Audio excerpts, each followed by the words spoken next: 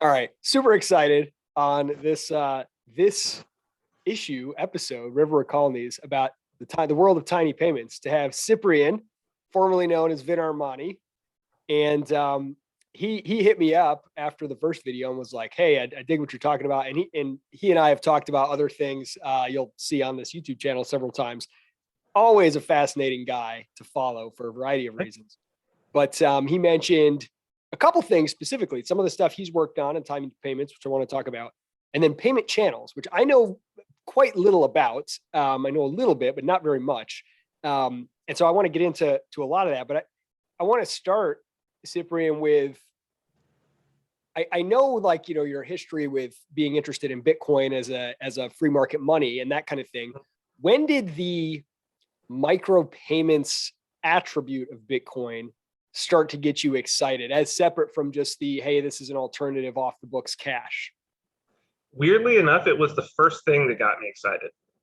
So it was the first thing that I was doing in terms of development. So I got involved in Bitcoin, bought my first Bitcoin in 2012, at $15, and then it went to 1,000. I was like, this makes no sense, like 60x in 11 months. And I was like, okay, sold most of it off.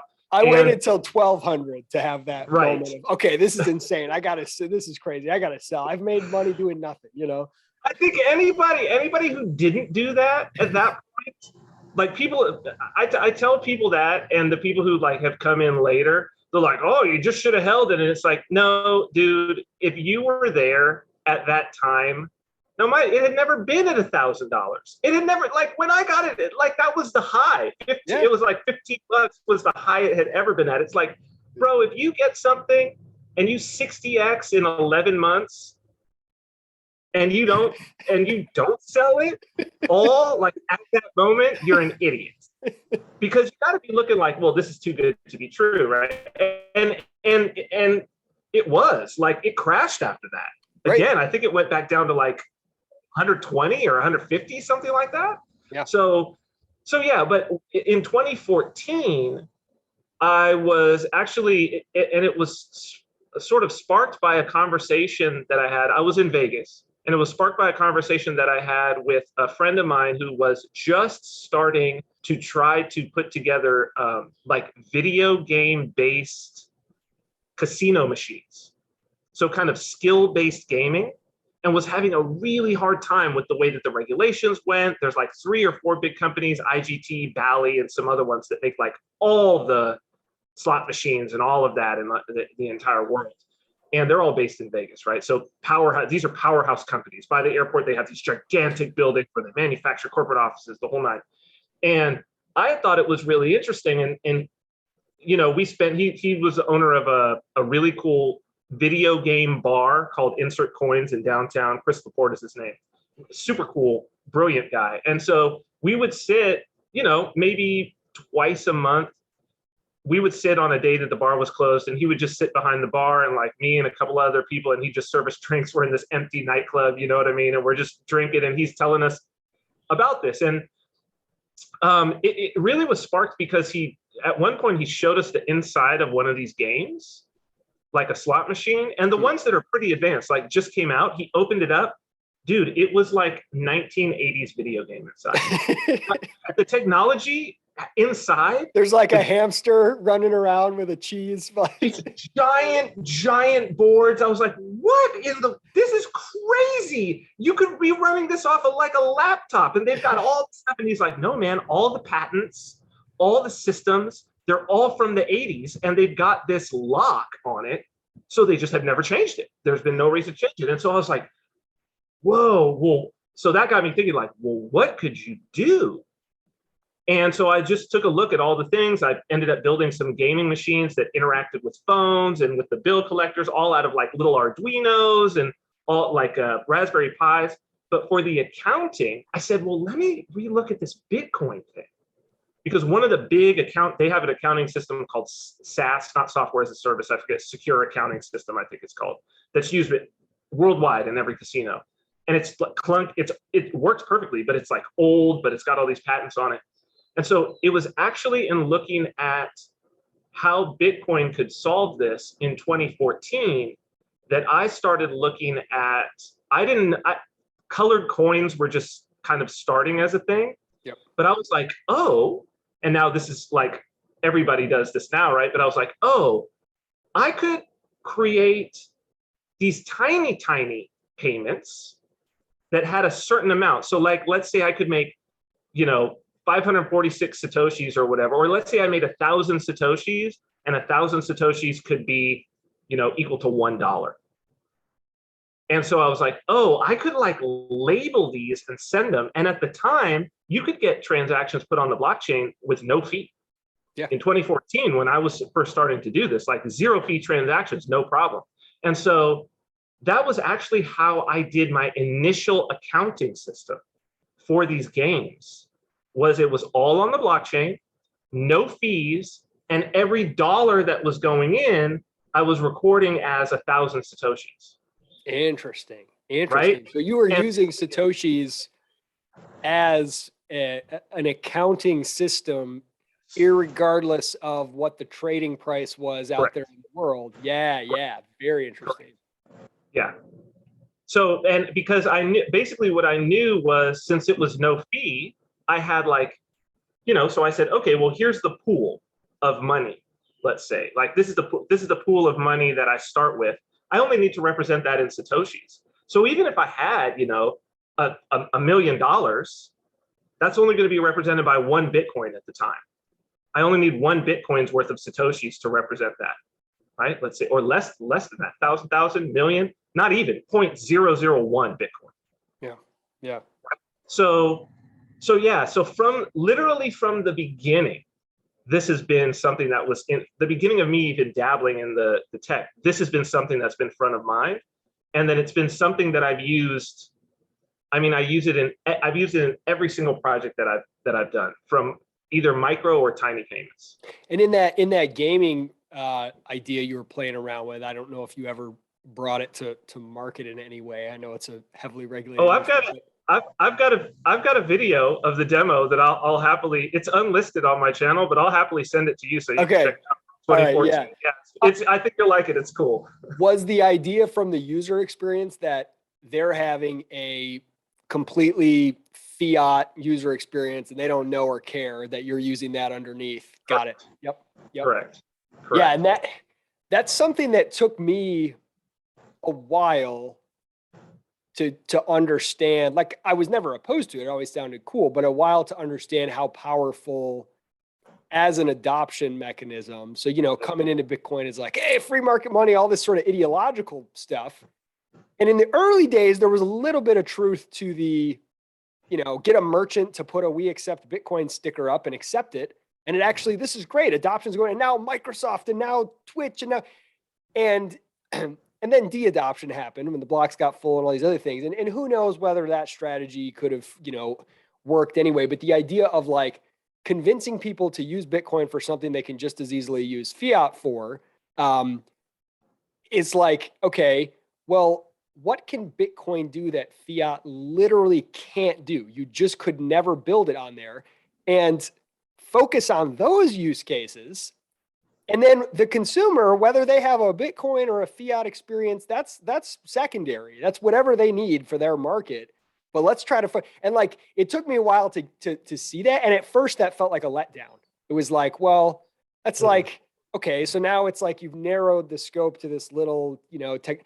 But the more I started to think through the implications, that I kind of see it as like a process. And if you have anything new that you're bringing into the world and you're trying to convince people to use it, if it can't help them solve a problem 10 times better than whatever else they're using, then they're not going to adopt it. And so starting with that, and then later, if it becomes so widely used to solve problems fiat can't solve, then it can start to be the preferred choice to solve problems that fiat can solve, but it only solves them, it solves them 1x or 2x better or whatever.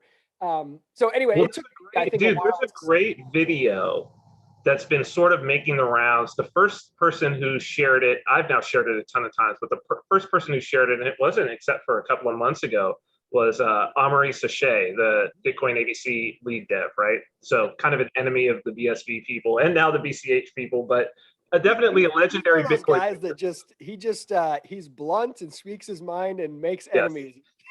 I don't Yeah, know him personally, but And I consider him a friend, but he and I have been on the outs very, very many times just because of that, you know. But all respect, you know what I mean. But he shared it, and it's Jeff Bezos, and it's somebody interviewing him. They must have just caught him outside of some like little conference or something like that, and it's in 1997, and it's short. It's like 5 minutes, but this guy is talking to him about like why are you doing this project that you're doing, this Amazon thing? And at the time, it's only books. And he says, okay, so what are you doing?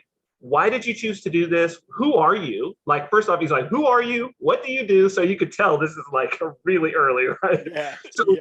So what he says that's so interesting is that he says, you know, he's like, well, why books? Why'd you choose books? And he says, well, the reason that we chose books is because of all of, let's say, the product categories in the world. There are more individual items of books than there are anything else. He said there's millions of individual SKUs, basically, Yep. right? There's no other product category that has that. And he said the number of SKUs that there are means that if you're a business that wants to sell every single book printed, you cannot do it in a brick and mortar. Yep. It is impossible to do. He says the only way that you could have a bookstore that sells every single book is to do it online. And he specifically says there, he says, that's the reason we chose books.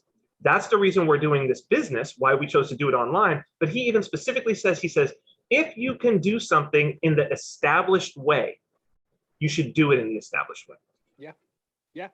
That's something so many people in Bitcoin need to hear and take to heart. And like that realization that you're saying, you got to understand that was Jeff Bezos's realization. So you want to model yourself on success, go back, watch that video, listen to the principles that he's saying, and then see if you're living them out in Bitcoin. Yeah, it's like, do you want to be a missionary, or maybe that's even too complimentary, or a problem solver, right? So the missionary is like, hey, do me a favor, do this because it's the right thing. I'm trying to convince you that you should feel bad if you don't do this. Now, we've seen people will do that for a lot of things in the world. They're usually bad things, but it's kind of a losery mentality. You always have to be begging people. You're always in the weak position. You're never in the strong position where you're like, hey, I can solve this problem better than the next guy. You can ignore me if you want to. I don't care. Your loss, right? Instead of like, please, don't you understand how we're changing the world? Okay, so you played around with some of these games. At what point and if I'm skipping something else that you want to cover, please fill it in.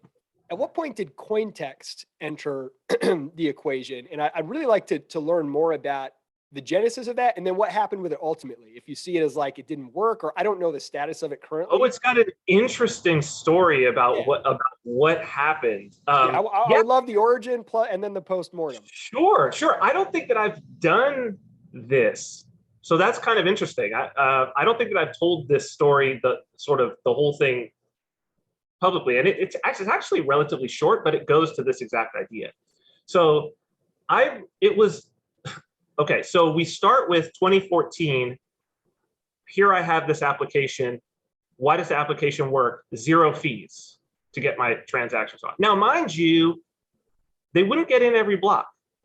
So I wasn't guaranteed that it would get in every block, but I was guaranteed that about at least every 5 blocks, so at least within the hour, it would get out of the mempool and in if I had no fees at the time. And for the application that I had, perfectly fine. That was your back-end accounting system, Cool. No problem. Totally worth it. No fees, like this is totally worth it for me. So, I worked on that, and it was sort of just like hobby, and I was sort of, just futzing around. And at that time, some new libraries were coming out that made things really easy with the application stuff. Vitalik, sort of right after I had built what I built, Vitalik released this kind of classic Python library called PyBitcoin tools that a lot of the industry has been built on. So Vitalik at this time is kind of like still in Bitcoin, to it. So that tells you how far back this is.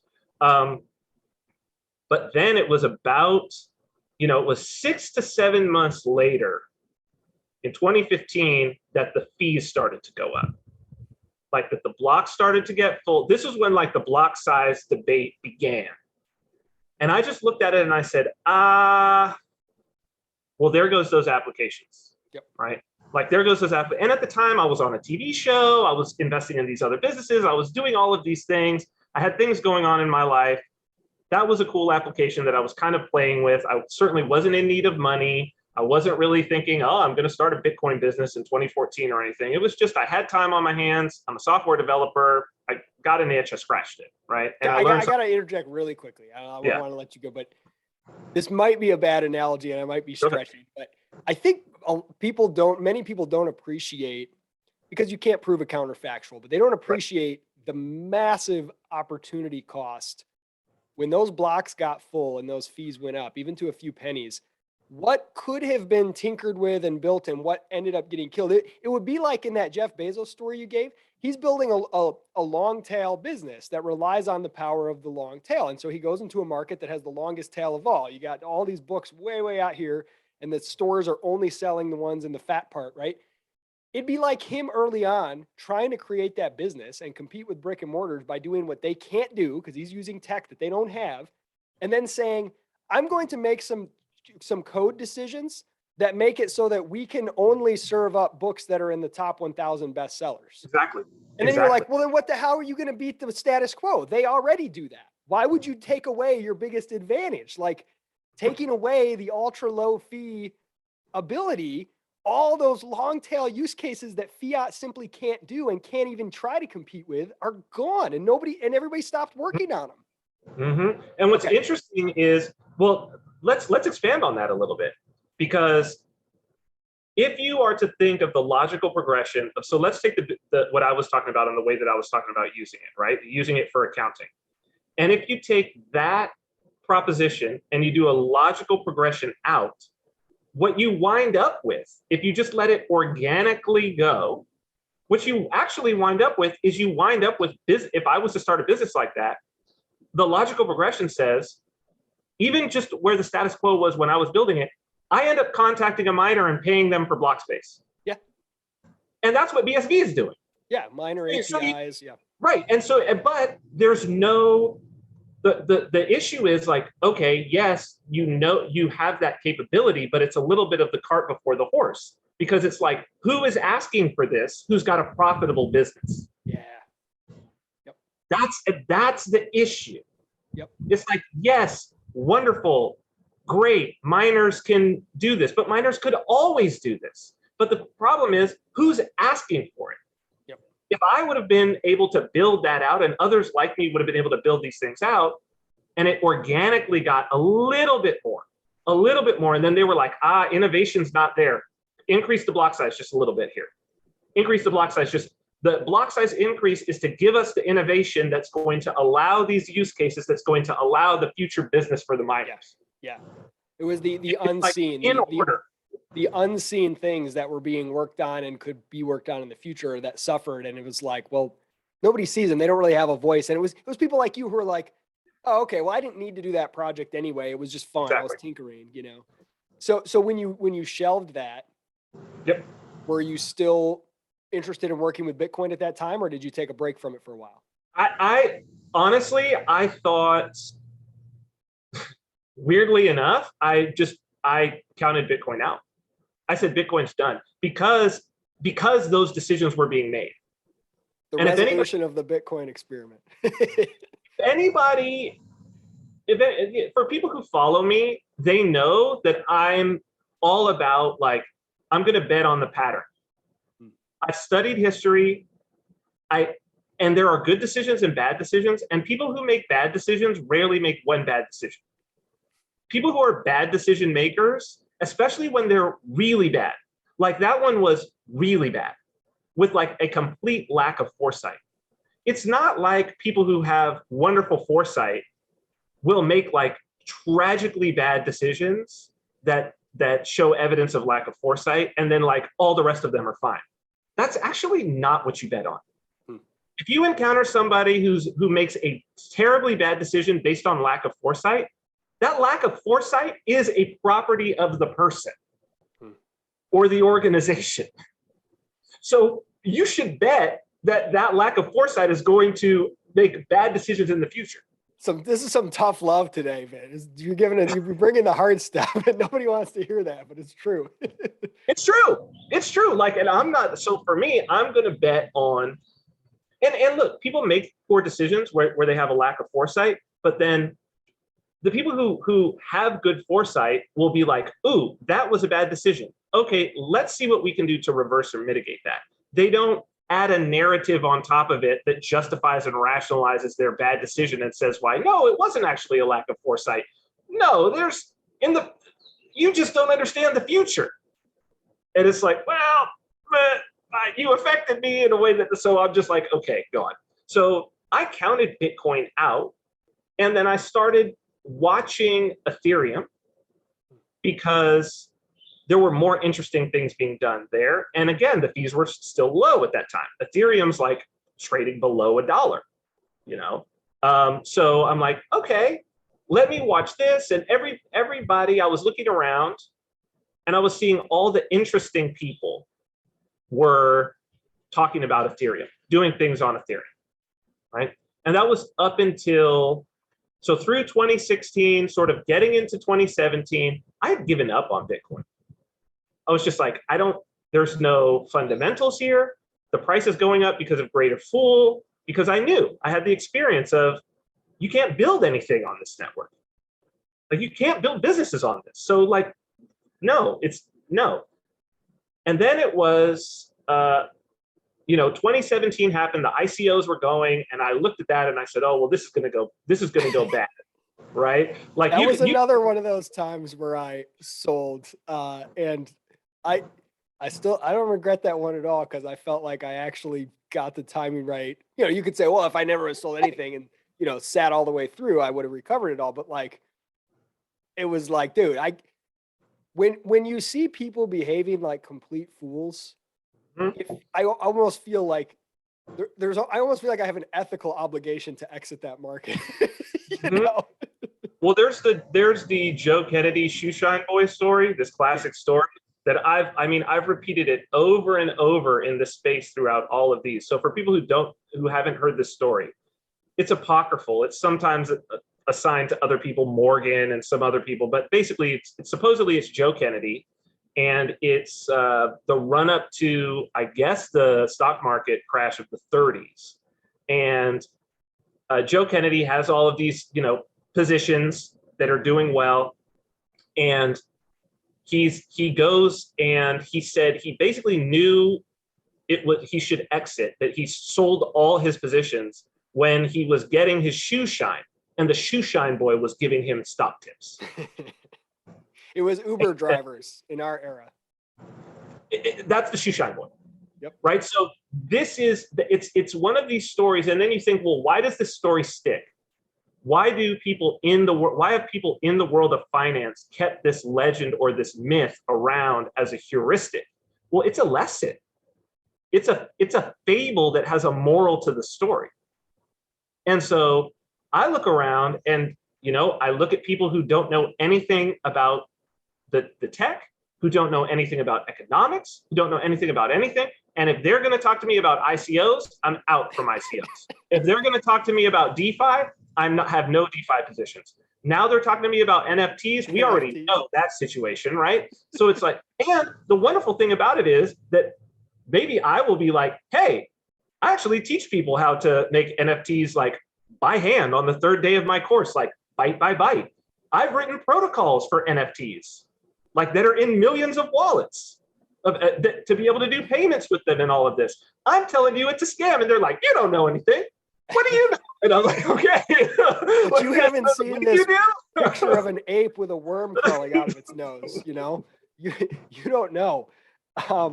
So when you saw that, you were still kind of in that mode that like, okay, this tech that has some promise is basically just all being used for garbage and being screwed up, and you didn't Yep. have a lot of reason to build on it. When did you see, was it when Bitcoin Cash forked off that you said, That was wait a it. minute, there's something here? It wasn't me. It was my so the editor of Counter Markets, Jeff Paul, who at the time I was also a partner in the show that I was doing, the Vin Armani Show, our podcast, and he had been extolling the virtues. We would go back and forth. He would extol the virtues of Bitcoin, basically like a little more on the hodl side and whatnot. And I would just tell him, bro, it's going nowhere. You can't build on it. You can't do any of these things. And so, but very, very good natured, and both of us searching for truth always. And so it wasn't until maybe October of 2017, the split was in August of 2017, that he reached out to me one day and he was like, hey man, are you paying any attention to this Bitcoin Cash thing? Like, are you paying attention to this? And I said, man, I mean, what is it? Not really. I hadn't really been involved in the block size debate or anything like that. I wasn't really involved in that community. Besides, I mean, watching it, and I saw a lot of it go down at like Anarchapulco that year, Tone Vays and Roger Ver, like in person, like watching them go at each other. And so I was aware of what it was. I was talking about what was going on, but I was like, whatever. And so he said, no, maybe you should check it out. And so I said, okay. And I pulled out those old libraries that I had been, working on before back in 2014, and basically just took about an hour or two worth of work to make it so that it pointed at Bitcoin Cash nodes instead of pointing at Bitcoin nodes. And boom, my project was back. Like, I was like, oh, it all works again. Yeah. Like, it's all there again. Like, oh, okay, restart. And that was the moment where I started thinking about, well, what are the things that I could do? And now having these years where I had been in the space more, interacting with people, really interacting with the currency, and seeing where the problems were, that I said, well, what's a problem? And the problem was, how do we onboard people? Like, and this is still, like, for me, this has been my entire focus of development. Yeah. Is like, because I wanted to make purchases. Yep. But I knew that the biggest issue was always, and you don't have to go very far down this. I was one of the people who, as an evangelist, like, hey, will you accept Bitcoin? Like, I'll pay in Bitcoin if you accept Bitcoin. And I have been that. We still, to this day, do that here, But the biggest issue that always comes up is someone's like, yeah, I want to be involved in or I want to pay in Bitcoin, or I want to pay in crypto. I want to do this. How do I get some? And it's like, well, and it was a lot easier back at that time. In 2017, I could still say, download a wallet and go to coinatmradar.com and you'll find an ATM in your radar, in your area, and go. Yep. Right. But now it's like the ATMs take all kind of KYC, you got to give them. There were a lot of ways. I mean, there were even faucets if you wanted a little bit. There were exchange. There was a lot of ways to get it a lot quicker, a lot easier than today. That's gotten worse. Local Bitcoins was still there, but they used that to crack down on people. And now, like, regulatorily, like, they've just gone nuts on trying to crack that down. So that's how they're steadily trying to kill Bitcoin, is make it more and more difficult for people to onboard to the process. Yep. And I didn't see a lot of people paying attention to that. I also didn't see a lot of people, and this is a big issue, a lot of people realizing that the problem was mostly regulatory and not technical. Yes. So it is not at all hard for me to exchange money for Bitcoin with you. That's super easy. And it's how I did my first transactions when they were $15 hand to hand. That's what Charlie Schreber, like, PayPal me $10 and I'll send you Bitcoin, right? You can do it. You just go to prison. Exactly. Right. So what I saw happening was what didn't make any sense to me as an entrepreneur. As an entrepreneur, I looked, and what I saw people doing was saying, well, the regulations are here. So our options are either 1, get all the licensing, or 2, don't do it. And I said, but that's not Like, that's not how you create a $1 billion company. Right. Like, if Uber said that, Uber Yes. wouldn't exist. Yes, exactly. If Airbnb said that, Airbnb wouldn't exist. Okay. So when you look at the history of Uber, which is super interesting, and in our newsletter Counter Markets, that was actually 5 years ago, that was the first article I wrote, was the history of Uber. Right? Was like, because it's like, this sets it off to where, like, to start your mind going. So that's issue number one. My article is like the history of Uber. But this was also true. I've been a software developer since the, and involved in tech since the late 90s, early 2000s. I watched the tech boom happen. I know what it looks like for there to be a Wild West, and it's like, it's a champagne problem. If we scale to the place that the regulators care, we'll deal with the regulations then, which is really what Uber did. Yep. And we'll have the capital to deal with it. Yes. And maybe we'll lobby some people and get the regulations changed. These are the types of things that you think about as an entrepreneur. And what I didn't see anybody doing was actually even seeing, what are these regulations? What do they actually say? And is there a way to build our systems so that they don't fall inside these, so that we can literally say, no, we are not subject to this because look how it's built. It's amazing how many times regulations are assumed and how much government can control without even having to 100%. technically back it up. I mean, you've seen this in the current world. Like, I don't even know what my city or state has in terms of regulations regarding masks and all this stuff. Nobody really knows anymore. But everybody just assumes that there must be something there. And so they'll just say, I mean, and like, payment processors are famous for this when it comes to crypto. They just assume that anything related to crypto is illegal, so they don't want to touch it. And there's so much across the board. If a business is like, oh, that's a heavily regulated industry, and I get that, but it's also like, if you take that approach, then innovation doesn't happen, right? Because then it's always in the hands until some regulator comes out and explicitly, clearly says exactly what the law is, which is impossible. If you've ever looked at the tax code, you know this. My brother is a CPA, and they used to do a game. He used to work at a firm years ago, and they used to do a game where they would take a tax return and they'd have like 3 different CPAs do it. Oh yeah, it's always They different. would all get different results, right? Every single time. It's like, and the they would same guy do it twice. They would probably all be valid. Like, the government would accept all 3. Exactly. Right. So like, what does it mean to be in compliance? Good luck. Right. Right. So you saw that people were basically too scared to even try, and you decided. I don't know that it's even scared. I think it's just about orientation. I mean, I've always been, and maybe one of the reasons why is, I've spent so much of my life in my entrepreneurial career in gray markets and gray areas. And when you're in those gray markets, you've got to know the laws better than the people who are going to be enforcing them against you. Yeah. You've got to know it to the letter, to the T.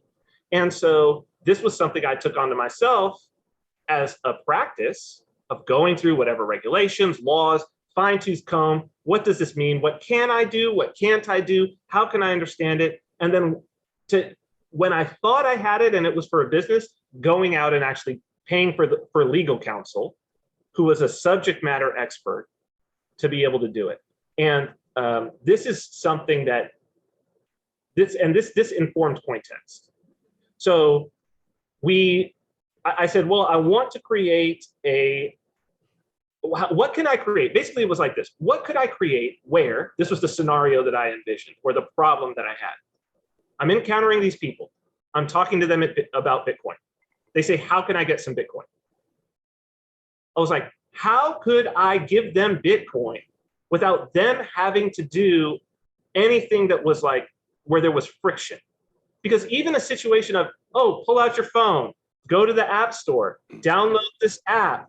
You're going to need to save that 12-word phrase, or you're going to need to do all of this. I'm like, I'm envisioning it of, I'm sitting next to someone at a bar that I've never met, and I'm just talking to them about this. They're like, how could I do it? And it's like, oh, get this. And they're like, not really right now. I'm at a bar. I'm not trying to go through all this stuff. You know what I mean? Yep. And so we came up with Cointext. And the idea was like, what's your phone number? Boom. See that text? You've got you've got funds. To be able to do it in a structure with a wallet that would also be exempt from money transmitter laws. So where we wouldn't be considered a custodian. So it's like, how can we use this technology to build that system? And we did. And we ended up with the very first person we contracted out to, and Jeff Paul became one of my partners in that. And so we built it out, then contacted a great attorney who's probably the foremost subject matter expert in the field. His name's Dave Burson, and he runs blockchainlawguide.com. So if people want to check, if you want to see all the blockchain laws, like it's all there. He's been putting that together for many years, but this was sort of his first foray into, a business doing this. And he helped us to construct this business in the proper, to have all the proper things, the terms, everything legally to get it structured. And then we started rolling out, and we started with, I think, 8 countries. So we would have numbers, these access numbers in each one of the individual countries. And it was like US, UK, Australia, and maybe it was less, but Canada, 4 or 5 countries. And so we set ourselves a goal of, well, let's roll out in every single country. And so we released, we had a private beta, we went public, did a public beta and released to the public. And that night I get a call from Roger Ver and Craig Wright, and we're then talking with Jimmy over at nChain, and all these people wanting to invest. And we actually ended up going with a seed investment from somebody who was kind of outside the Bitcoin scene, but very much inside the crypto scene, David Johnston, who's actually the person who coined the term DApp. He's actually the person who coined that term. And he's been involved with a lot of projects. Factum is probably one of the biggest ones. Polygon is another one. Right now he's doing a lot of Web3 stuff. And really, really cool guy, saw our vision and was just all about let's get it into as many countries in as many languages as possible. And we devoted the next year. We ended up with over 40 countries and several dozen languages. Really cool. And we're set up to release on WhatsApp. So now, that was just to give a quick picture to people watching, listening. So I was a pretty early, as soon as I heard about it, I started using it. And basically the experience was like this. You go to, I'm trying to remember what you went to first, but you excuse me, you would text someone, and as long you would put in some sort of on an SMS text. I can't remember if it was like a number or a code or something. And you would be like, send this person $1. Yep. And then the person would get a text that said, you have received $1. It's in your Cointext account. And it was basically an invisible wallet that was attached to their phone number. And now they could text money to anybody, and they could text, show me my balance, and it would show them their balance. And it was all on chain. That's the important part. Yep. So it was all on chain. It wasn't you guys. It wasn't you holding it for them. We didn't hold funds. We never held funds. It automatically created a wallet for them, assigned them the keys through some complicated Diffie-Hellman or whatever. Yep. See, I know enough to get in trouble. Got it. Yeah. I mean, but the experience was so cool because I got it, and I had been into this stuff for quite a while, and I never really tried to tell people, my family and friends about it, because you know how that goes. Oh, come on. When I got this, I just started surprising people and sending them a couple bucks. I sent 10 people, a couple bucks. Hey, check your phone. And they're like, cool. And I'm like, yeah, you can send money to someone else. You can check your balance. You can do whatever. And so they basically had a invisible wallet that was, on chain, and they could control it. The UI was their cell phone, was their text messaging. And it was just super, super cool. Really, really cool. So, I mean, that's an impressive technological feat, by the way, to work that. I mean, at least from my standpoint as a non-tech guy. Well, whether it's impressive or not, to me, it had one of those. So I will often judge ideas by what I've come to call the duh factor. So if I'm talking with somebody about an idea that I have, and their response is, well, duh, like, doesn't that already exist? Is nobody Yeah. doing it? Yep. Like, that is the greatest heuristic for a potentially really good and profitable business. Yep. Like, I gotta if go you're build not this. hearing that, yeah, if you're not hearing that, you should probably wait to spend your time on something that you are hearing that when you talk to somebody about it. And this was one where people were like, wait, doesn't that already exist? And also, we were heavily guided by the success of a system called M-Pesa, M-P-E-S-A, which does billions of dollars in transactions via SMS in Africa. So particularly in Eastern Africa, Kenya, Tanzania, and some others, it's expanded, but incredibly successful. And so the coolest part about this was, and in places like, Africa wasn't so bad. Believe me, they actually have a smartphone in Africa. Like, the penetration of smartphones is really high. They skipped right over the landline phase. Skipped over it. They've got cheap Android phones. But Eastern Europe and places in Asia is so, like, when we released in Poland, we immediately got all of these pictures of like Polish grandmas on these old Nokias sending money with text, right? So here, you can use on a old ancient dumb phone, you could have a Bitcoin Cash wallet where you could receive and send. Same thing in Ukraine. So when we released in Ukraine, which again, we had to do some interesting things in Ukraine, like we had to block all the numbers from Donbass, from like Donetsk and Luhansk, because they were on the OFAC, which is like the embargo or whatever you want to call it, type of list. So, but again, these are all the types of things to make it so that you don't wind up like some of these guys who just like a Charlie Shrem, right? To where you're just like, I'm just gonna do it, and like clink, there go the bars. I could have actually spent some time on it. Now, you don't have to be. I think that there's a royal path, right? There's a middle line of that, and you can go too far, which is like Roger Ver is like way too far on one side. And I've said this to him many, many times, right? I've worked with him, friends with him, to where I'm like, bro, like, you can't just be like, yeah, we're just going to go out on the dark web and we're going to put it out there and we're going to do all of this. And like, who cares? And let the state come get us and screw the state and all of this stuff. You can't do that. Well, like, it's tough because the principled part of you wants to do that, but there's sort of two problems with it. One is obviously the risk to yourself that you end up in prison. But the other one is you immediately shrink the market and shrink the potential, right? Well, yeah, because are you valuable? Is your input into the ecosystem valuable? This is the question, right? Like, are you worth more having made some weird ideological stand? And like, you don't want to sacrifice your principles. Like, yes, we understand the state. Yeah, I don't support that. I'm not acquiescing to the state. But at the same time, the state is a predator. But even if you don't end up yourself imprisoned or something, if it's something that is on the dark web or illegal, your market is this big. It's people who are comfortable using the dark web. I wouldn't even know how to find the dark web, right? And I'm about as radical politically as they come, but I'm pretty normie as a non-tech guy when it comes to the way that I interact with the world. So like, yeah, it is interesting because there is a dance almost of, okay, don't start asking what the regulations are and how to be compliant until you get market validation. Go get market validation. No one's going to give a crap about your product when you have 100 users and you're making $1 in revenue or whatever it is, 1,000. I mean, you can fly under the radar. Once you have validation and you say it's worth the cost of lawyering up and navigating these things, right? Yes. And you go a little further. And then when you look and you say, hey, we're going to hit this regulation that's going to kill us, but we won't hit it, until the regulators won't notice until a certain amount of time.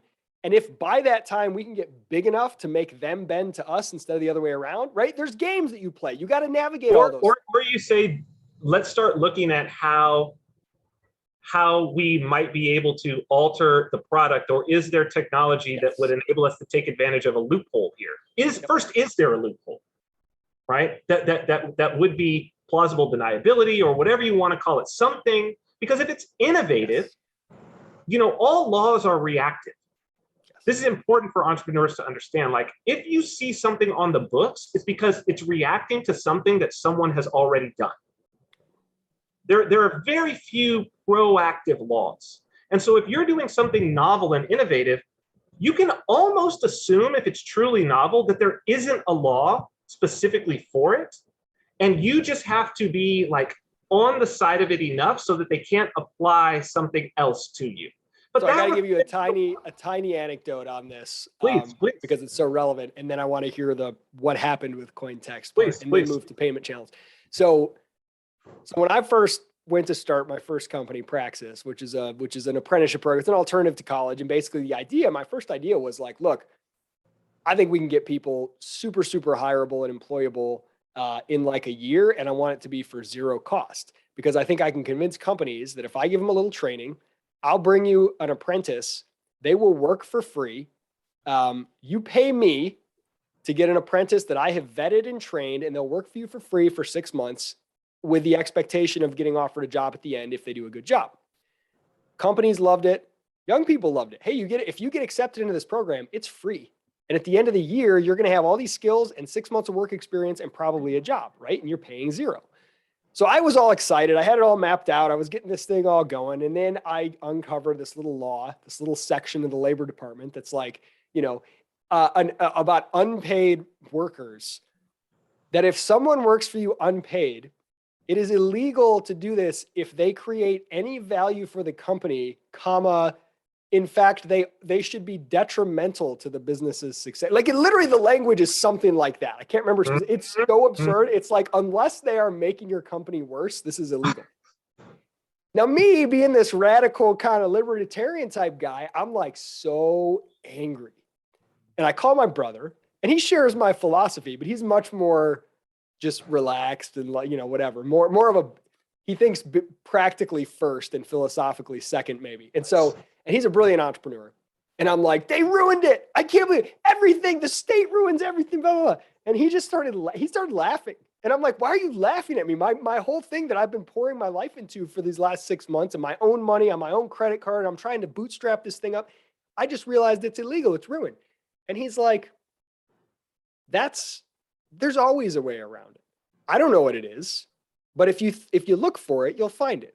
That wall that you just hit, that's why you're going to succeed, because everybody else quit when they hit that. Don't worry about it. And he thought it was funny. He thought it was like a game. And that totally flipped my mindset. And I thought, I'm kind of just being a victim-y baby here. Okay, well, what can I do? And it turns out that the solution actually wasn't that difficult. It was kind of right in front of my face. Now, it made the business model slightly more roundabout and the marketing pitch slightly different, but the end user experience was the same. So all we ended up doing was saying, students, you pay tuition for this program. And then once you're in, we place you at a company that pays you the same or greater than what you paid in tuition. Same net result. The program's a year long. You pay a net cost of zero. It's just that you pay tuition up front, or you can even do an extended payment plan. And that's cool. and the whole thing is basically the same, but it's all legal, right? And so, like, just flipping my mindset, because my brother basically just laughed at me and gave me a slap in the face. Like, so what?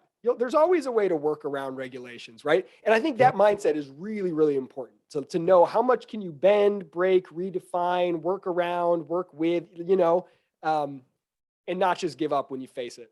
To me, that's the joy of entrepreneurship. It's unlocking that. For me, that's why I love being an entrepreneur. And that's why I love, especially my whole development, my software development career has always been in startups.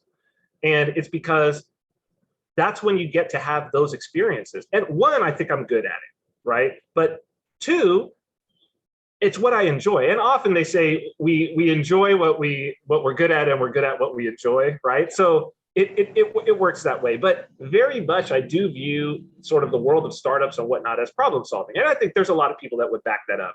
You look at, like, Michael Seibel comes to mind, the CEO of Y Combinator, the founder of Twitch, right? That sold for like whatever, $1 billion to Amazon, $970 million, right? He's constantly talking about, how to identify problems and solve problems. And that's it, right?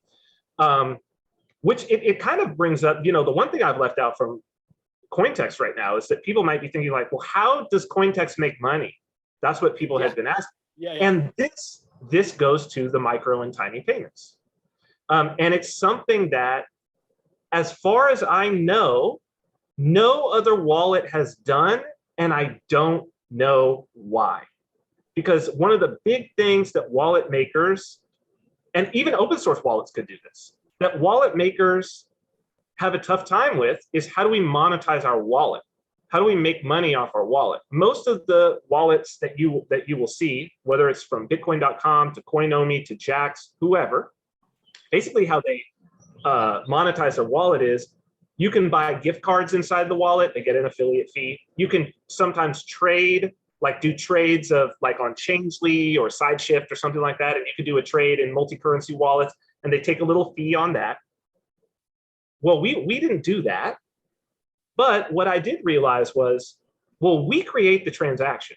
So the wallet software creates the transaction. That's true on any of these. And there's also, a fee. And the market will hold some fee. But the question is like, well, how much of a fee will the market hold? Like how much of a fee are people willing to, and it's like, if the fee was a cent, 1 penny, would the market hold that? I think yes. Clearly, look at what the fees on BTC will hold, right? And really, would anyone care if it was 2 cents, 3 cents, 4 cents, right? You don't want to get it too high, but it's like, if it was this amount, would anybody care? And we started out saying, well, if we maybe did this as like let me just say that one of the things for the micro and tiny payments and the keys with this of paying out, one of the things about Bitcoin, people don't really understand this. We go into this a lot in my Bitcoin Mystery School course. Like, this is one of the most important realizations for people to have about Bitcoin, is that Bitcoin's transaction structure is multi-input, multi-output. We call this a UTXO model. It's not like Ethereum. It's not like your bank account where it's like money goes in and it goes into this one pool. It's more like a bag of coins, kind of. Yep. And you can take this bag of coins and you can chop it up and you can split it out. And it's actually, there's some, Bitcoin is a cool name. It actually is like the pieces of 8, the Spanish silver dollar. It uses that same metaphor. Very, very, very cool. Like I said, we go into this a lot in my Bitcoin Mystery School course. But essentially what we did is we said, oh, okay, so what we'll do is part of the terms of use of this thing, and what everybody's agreeing to when they send funds is we're going to send, they're going to send, because it's their software. It's a non-custodial, it's in their possession. When they hit send, what they're agreeing to is, we say, here's the amount, here's the fee you're going to send. The fee includes a separate output. Yep. That's a micro transaction for us, a penny, 2 cents, whatever it is of equivalency. They're going to hit send. It's going to go. And so every time there's a send from out of our wallet, and now mind you, every wallet could be doing this. Yep. And you can adjust it based on use case, right? So for some data application that's doing tons of tiny things, and they're not going to pay a penny, you can give them 0 or you can give them really, really small. But the use case of Cointext, if I'm sending you $2, I don't care that you guys take a penny, like I don't even think about it, right? I assume that you're going to take a penny. I assume you're going to take 30 cents plus 3% because I've been conditioned by PayPal and Stripe. And now the interesting part about this, how we ended up doing it, again, to make sure that we were regulatorily exempt. And this is why having a good attorney who really knows their stuff in the subject matter is useful. So Dave Burson, our attorney, said, listen, because at first we were like, well, maybe we'll do it as a percentage, like a commission percentage. And he said, listen, the commission percentage thing, or even if you're going to tie it to like a US dollar value, he said, it starts to get where you're maybe not in the exemption if you do that, and showed us some things. He said, but for a money transmitter? Yes. Yeah. He said, but listen, here's a way, and it's kind of like your story. We said, here's a way you could definitely do it because it's already been cleared by FinCEN, the Treasury, in relationship to mining. He said, they've already cleared the idea that miners can take fees based upon the size of the transaction. Because what you're doing then is it's about block size, it's about work, it's about processor effort, it's about how much you're sending over a network, all of this. Yeah, someone's paying you to make a interaction with the blockchain on their behalf. Right. Or something like that. You've metered because you're metering data. Yeah. He said, listen, the data metering, if you can show this is data metering and you're charging per byte that you send, he's like, that's been cleared. That's so clear. Because if it wasn't cleared, then every time I use my banking app, the mobile phone company would be considered a a money transmitter, right? So he's like, this is a clean. So it's like, okay, well, the fee for the miner is 1 Satoshi per byte. So we're going to charge 10 in addition in our output. You pay the miner 1 Satoshi per byte, you pay us 10 Satoshis per byte. And now it's based upon the number of inputs and outputs you have. It's based on the size of the transaction. It's not based upon how much funds you're sending. We don't care about that. And that turned out to be clean, regulatorily perfectly clean. So the crazy part, now here's an interesting situation that I had. There's a developer, Chris Pacey, a great developer, Bitcoin Cash, writes a lot, good with the philosophy of Bitcoin as well. He and another great developer who's been very influential at Coinbase, Josh Ellithorpe, both wonderful guys, great guys, old school, been around, fought in the wars, done it all, right? Have their own node, BCHD, that they maintain. They started a wallet called Neutrino. Chris was also instrumental. I think he was the lead backend developer of OpenBazaar and their wallet and Haven. And so in their wallets, he did this in both Haven and he did this in their Neutrino wallet that they released. And I sort of was like, this just shows you how sort of off the orientation is, even by people who are deeply immersed in this. They had their default fee for Bitcoin Cash set to 100 Satoshis per byte. That was going to the miners. Now you only need 1 Satoshi per byte to get it confirmed in the next block. So that's all you needed.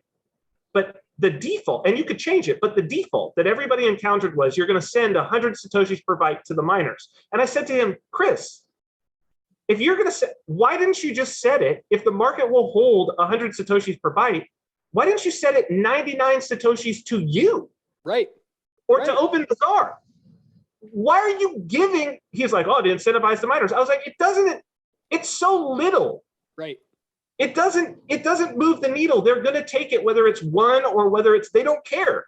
Yeah, that market is not mature enough yet. And instead of living as if we are in a world where that matters, use this time to your advantage.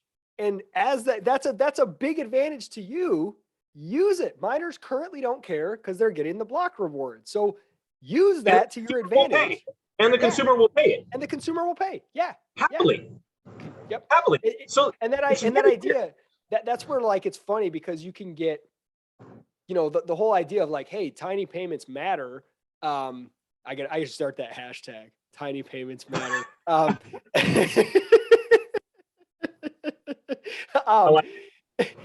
It's it's in a way a reaction against the kind of weird the kind of weird one size fits all ideology that took over Bitcoin of like all that matters is people running these nodes and blah blah blah blah blah and who cares about the fees.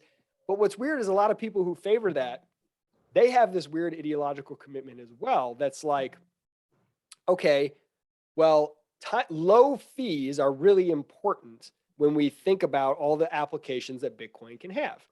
Therefore, every single thing we build, we must always have the lowest fees possible. And it's like, that's not how you win in business.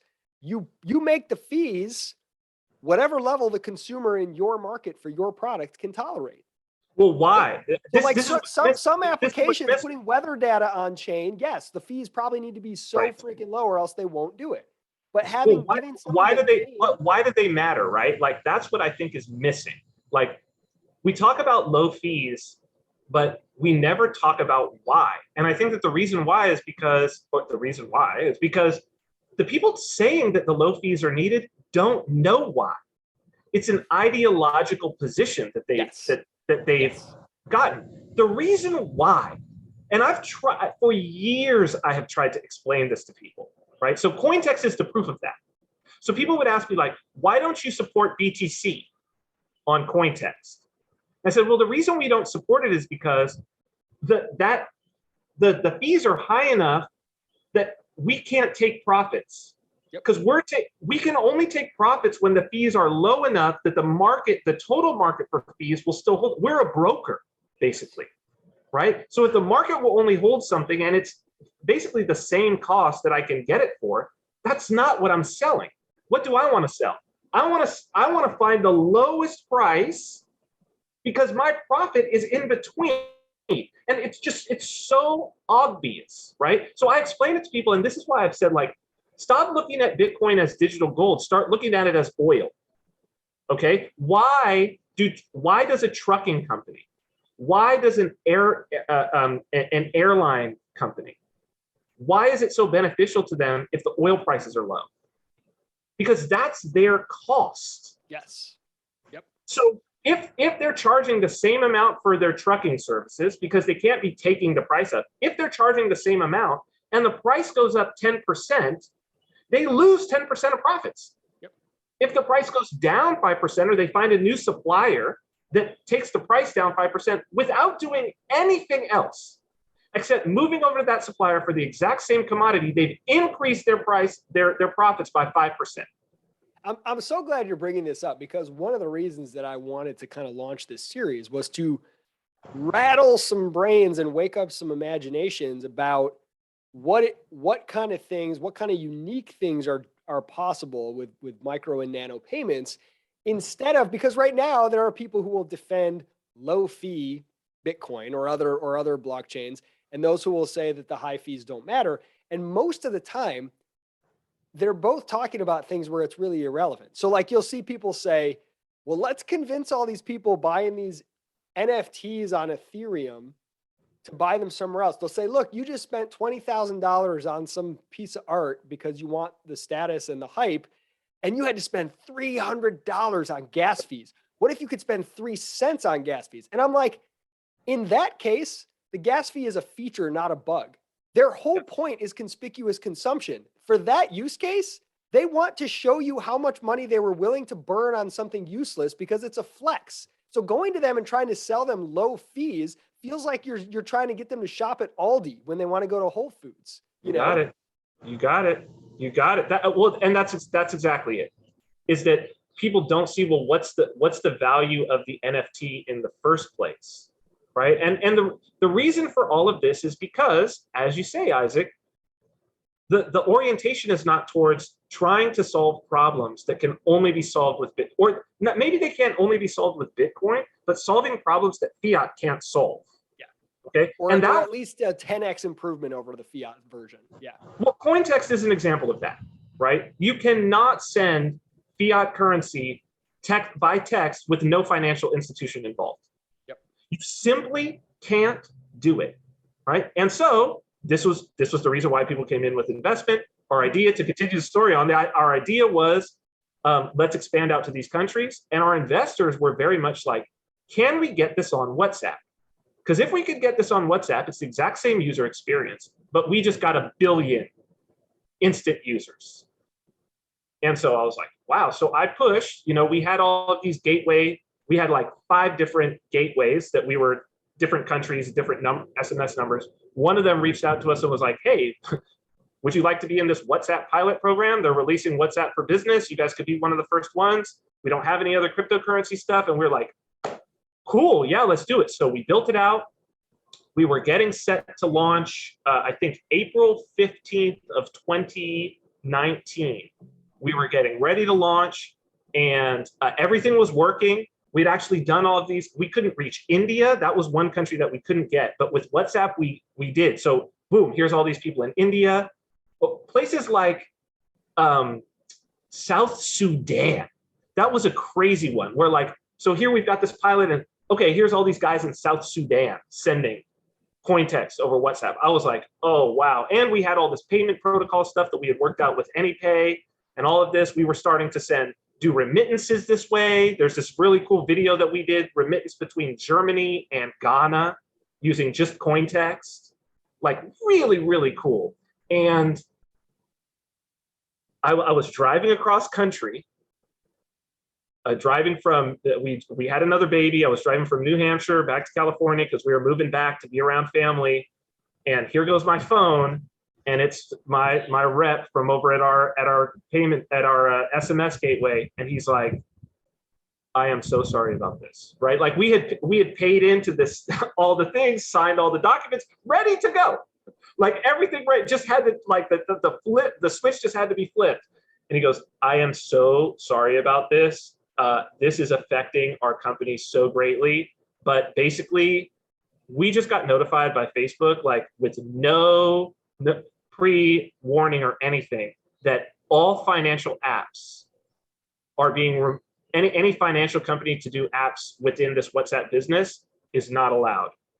They're removing all financial apps from all of their platforms and all of this, right? And I'm like, oh, they're about to release a stable point.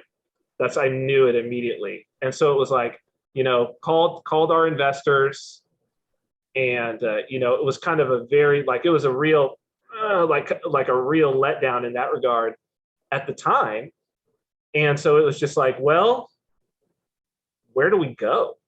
Because the idea here was that the entire plan was, let's get it into as many people's hands. We had maxed out on all of our SMS numbers. So we had maxed out there, and it was just like that, the whole vision of why, these investors came on. And I think they were right about this particular product is it's got to be universally available. Yeah. And WhatsApp pretty much made it that, right? So it was just one of those where we were like, well, we'll try to pivot. We tried a few different things, we still had burn, we still had capital. So we're pivoting, we're trying a few different things. It was good that it gave me a chance to develop like some new protocols and some new technologies and everything. Looking back on it, I think we've all looked back on it, my partners and I, and seen, by being on WhatsApp, what we said was thank God it happened then. Thank God it wasn't 2 months later after we had already launched and there were people with wallets made that all of a sudden their wallets went dark and they couldn't access it, or we had to deal with all of this stuff, right? Like that would have been bad. And it was realizing, I was like, okay, that really solidified for me, platform risk is something that we've got to recognize and deal with as an industry. It was a real, like, okay, even the SMS portion was platform risk. And I looked at it as like, okay, this is good. This is good to have been saved. Really, like, I look at it as like providentially being saved from what could have been a reputation ruining situation for me. Yeah. Like me trying to do my best, but just not having necessarily the view of what that platform risk would mean. Oh, Vin, he's that guy who like 100 million, poor people got their money trapped on his app. Thank you, dude. Like that. So I really look at it as this lesson that was painful, but so far gentle in terms of how painful it could have been. And okay, I'm guessing this is what. Yeah, go ahead. I mean, that's, we burned along and Cointext was up, and then it was over the next year that we like slowly started winding it down with lots of notifications and making sure people could get their funds out. And as far as I know, we were relatively successful in making sure that people didn't get tons of money. I'm sure that there are some people out there that have $1 or $2, that they were playing around with that are there, but I probably do somewhere. Yeah. I mean, I haven't.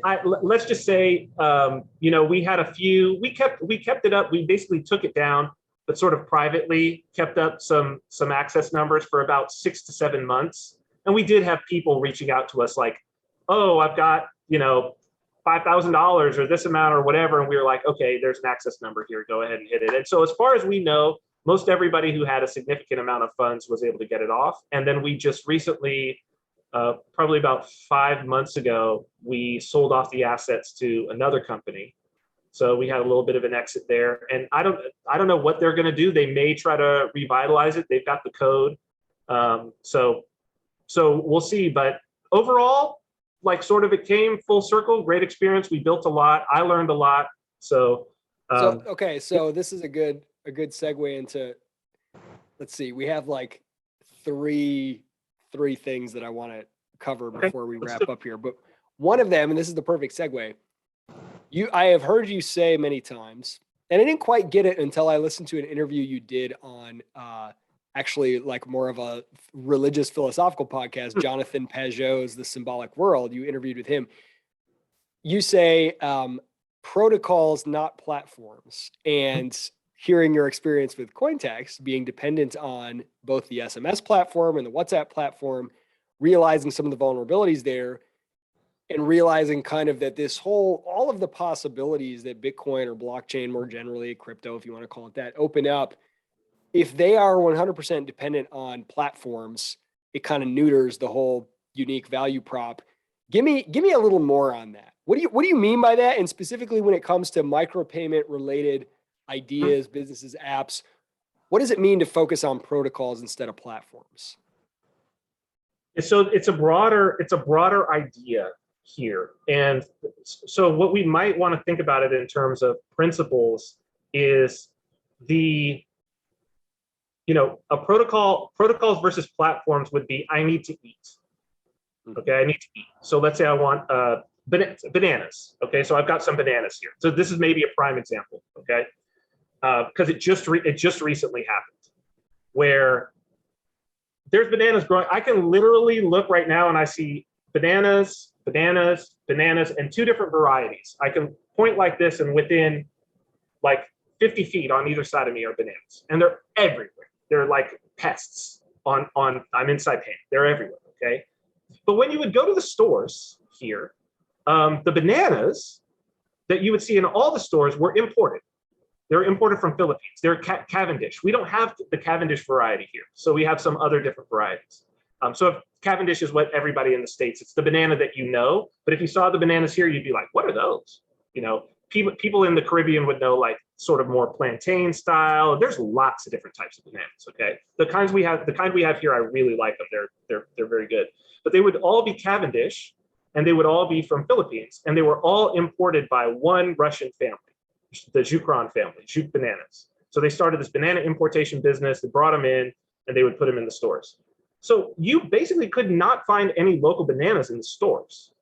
And there's such a pest here that if you go over to the house of somebody, like there's a buddy of mine, Chinese buddy of mine, every time I go over to his house, for anything, just to drop by, I have to leave with like so much bananas that we can't possibly eat. He's like, they're from my tree. They're just going, I gotta take them, please go. And that's everybody. I've got them here at my house. But everybody would eat those. Now, this guy, his wife, they're friends with my wife. They're Russian. His wife goes and moves the kids to Miami. They've got a special needs child, and they want him to go to this school and whatever. So he decided that he was going to up and go to Miami and kind of like shut the business down. All of a sudden, there's no bananas in the stores.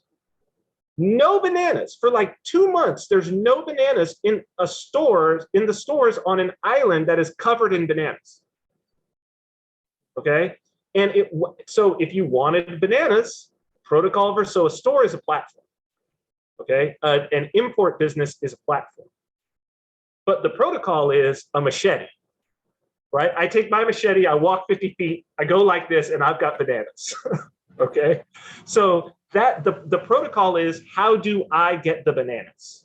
The platform is using the protocol, but yes, you can also use the protocol yourself directly. Correct. Yeah. Correct. Yeah. Every platform uses a protocol. And what the platform does is the platform makes it, they abstract it out, and they're an intermediary between the protocol and you. Yep. And you pay them for their use of the protocol.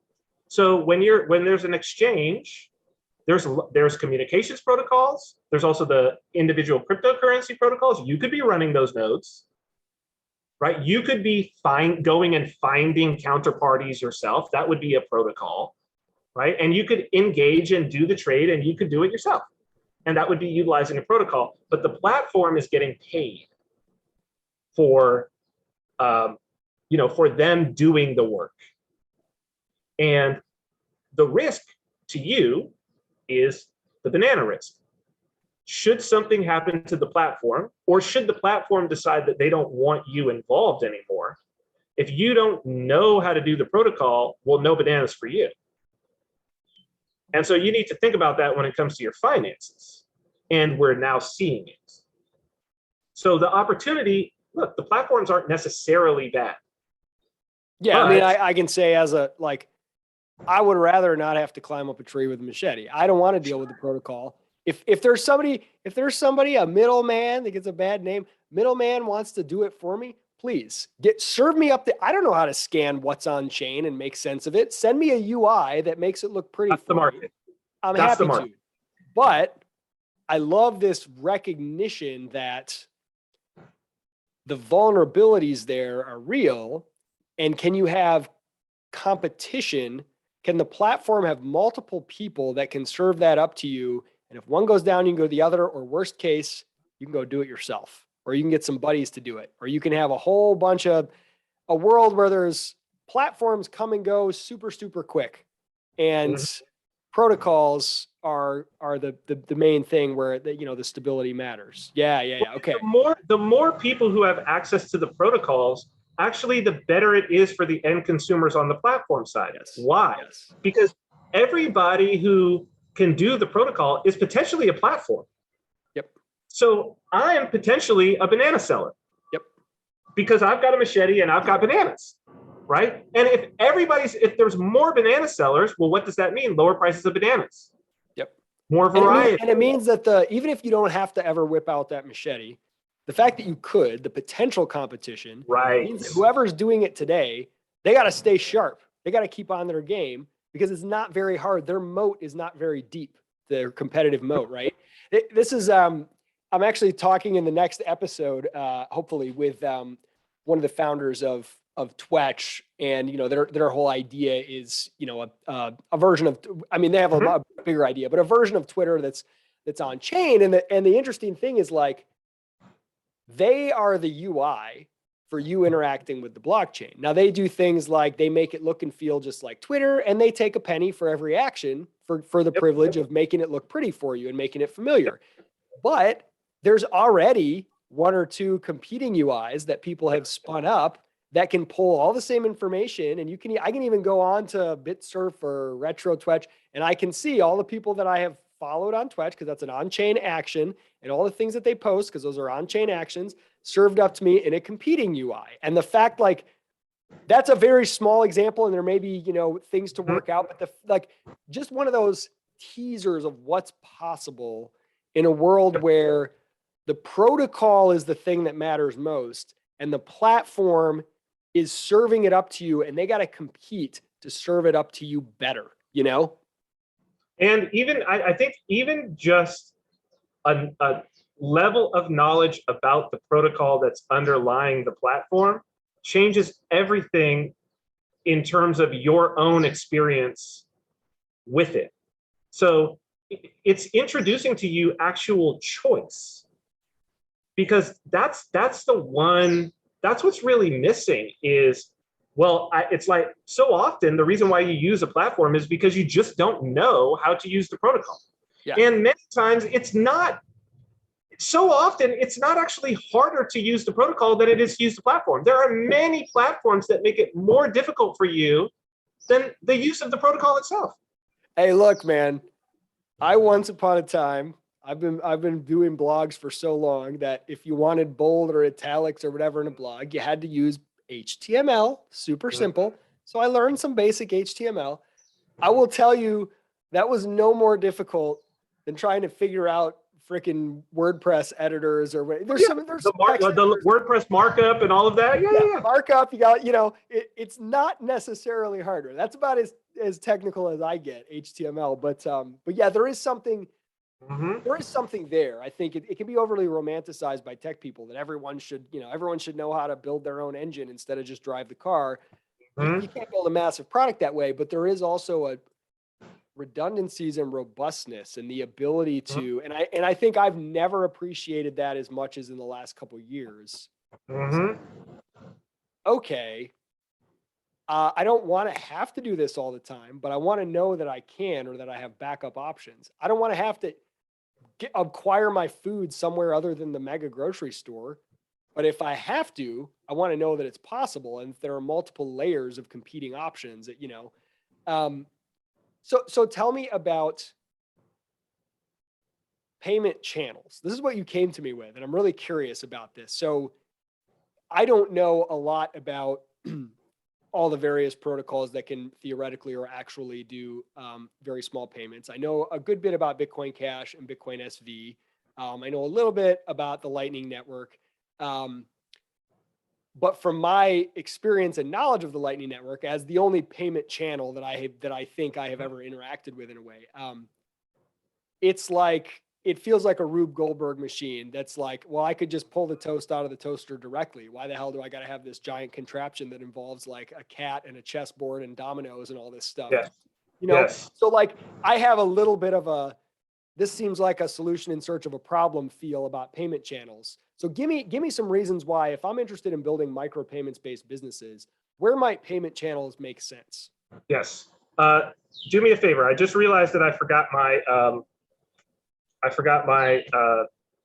charger for my laptop. I need to run in and get it. Otherwise, I'm about to lose you. You pause the recording real quick. I'll run in and get it, and we'll jump back. Yep, you bet. Okay, the charger has been acquired. Here we go. Payment channels. Payment channels. Okay, so it's good. I grabbed the charger, and it gave me an opportunity to go and grab one of the few books that I packed in my luggage when I came to Saipan. Is this book right here, which I highly recommend to people. It's called One from Many: Visa and the Rise of the Chaotic Organization. It's an autobiography of Dee Hock, who created Visa.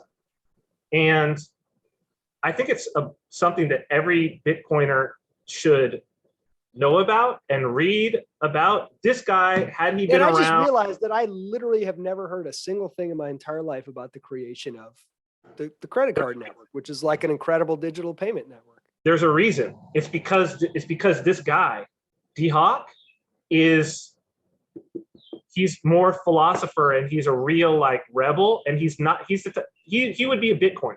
He's not somebody who's like obsessed with like finance and making money. This book, what he talks about is so this chaotic, he calls it a chaort. It's chaos. It's an organization that combines chaos and order, which is basically a Bitcoin network, right? It's co-opetition. It's all the stuff that like Craig Wright would try to talk about miners and all of that, because Visa, people don't know, Visa is owned by its member banks who are all competitors with each other. So they are all maintaining the Visa network so that they can compete with each other. And doesn't that sound like Bitcoin? Yes. And so it's incredibly interesting. He was totally an outsider. He had this little team of people that he was pulling from these banks and building. It's a fantastic story. And he's writing it himself, and there's a ton of philosophy in there about organizing. But it's like, how do people not know the name Dee Hock, the guy who invented the Visa network, right? How is he not, it's like, wow, talk about something successful that like changed the world and people don't know. It's because he's such a rebel, and people will get immediately why like the bankers wouldn't want to tell you that this is the guy who invented the Visa. So, but the reason why it's a great book. The reason why I bring this up is because while we talked about, we want to build things that fiat can't do, right? So we want to do things that fiat can't do. We want to do things that the credit card networks can't do. But there's a corollary to that as well, that not only do we want to build things that they can't do, but we also need to make sure that we can do all of the things that it can do. So with fiat, yes, that's true. With credit cards, there is an important economic function that they provide, crucially important, that actually no one has been able to solve with Bitcoin. And I don't think anybody has even really thought about it very much. I've thought about it a lot, but I don't think a lot of people have. And that is doing holds, deposit holds of funds. Yep. So if you go and you rent a hotel room, if you go and you do a rental car, any kind of rental, right? Even with utilities, very often the utilities will be like, oh, let me check your credit. We're going to need a deposit from you. to start up your new utility or whatever. And it's usually something like a month in advance or whatever. But this could even be rent, right? We would generally do like a check deposit that it's there. That's generally with fiat, but there's nothing saying, and that's basically because landlords don't have the same type of capability that a Marriott or something has. Because otherwise they could be like, well, we'll just take a hold on your credit card then. For the And amount. I'm already seeing where you're going with payment channels. And it's such an interesting in between state type of transactional stage that I use all the time and never really sat around and thought about the fact that my money is not your money yet, but my money is not accessible to me. It's in this sort of clearly defined purgatory state. It will return to me under certain conditions or go to you under certain conditions, but it's carved out. And when I go on my bank, I see this all the time, the pending versus the cleared. Now, sometimes that's just a delay of time, but those holds, right? Those hold. And even they'll do this at like a gas station because they don't know what the total amount's going to be. You scan your card and it will immediately say $1 charged at this gas station. Or when you pay at a coffee shop and then you add, it makes sure your credit card works, it charges it, but then you add a tip. And so it's holding it until it gets the final, that in between state. I have only ever thought of that in terms of the inconvenience provided by lack of instant settlement, and not thought of it in terms of the benefits and convenience provided by maintaining an intermediate state between settled and unsettled. That's right. And so that describes, so Lightning Network is a bastardization of the idea of payment channels. Satoshi was the first one to come up with payment channels to answer this problem. Lightning takes payment channels and uses payment channels in a way that they should not be used. And thus people have gotten a terrible idea about what payment channels are. Like if I want to just send money from me to you and I want it to go instantly, why the hell would I pull it out into this intermediate state first, right? Let's talk about it. Right, go ahead. Talk about the applications. Let's talk about the application. So the most obvious application, and this is something that I've built little toy models of, to where, and this is probably just me coming from Vegas, but where we're talking billions of dollars a day are in these states, is gambling machines. That basically, if you wanted to do some form of gambling, let's say you want to do blockchain gambling that looks like a slot machine, for instance, you're going to need to have a payment channel. So basically, we start, what is a payment channel? A payment channel is an escrow where basically two parties escrow funds, and then it's very interesting the way that this happens. I won't get into the technical aspect of how it happens, but what it allows is for us to do a series of transactions, an infinite number of transactions, where in this series of transactions, we change the balance between the two of us. So you imagine like a slot machine. In the situation of a slot machine, I put in $1, I escrow $1, and the gaming operator escrows whatever the maximum amount that I could possibly win off $1, right? Or some large amount. So then I play and it's like, oh, I won $2. Now it changes. Now I have 3. Now the balance goes up to 3 for me, and 3 are taken out of them, right? Nothing has happened on chain. And we go back and forth and back and forth and back and forth. And I play all this time. I play 1,000,000 times. And then we have a final state. And we can either both agree on settlement or we can walk away. And the way that this works is that the final state, a time comes and anyone can spend the final state. One of us could spend the final state. Boom, we're done. Very secure. And we can move this back and forth between one another. So in this case, with no on-chain fees. But if let's say the on-chain fees are 1,000th of a penny, they're so small that it doesn't matter. Yes. Right. So like this feels like it's a solution for fees that are high, and if fees are not high, is there a use case? No. Zero? Is there a use case? Well, no.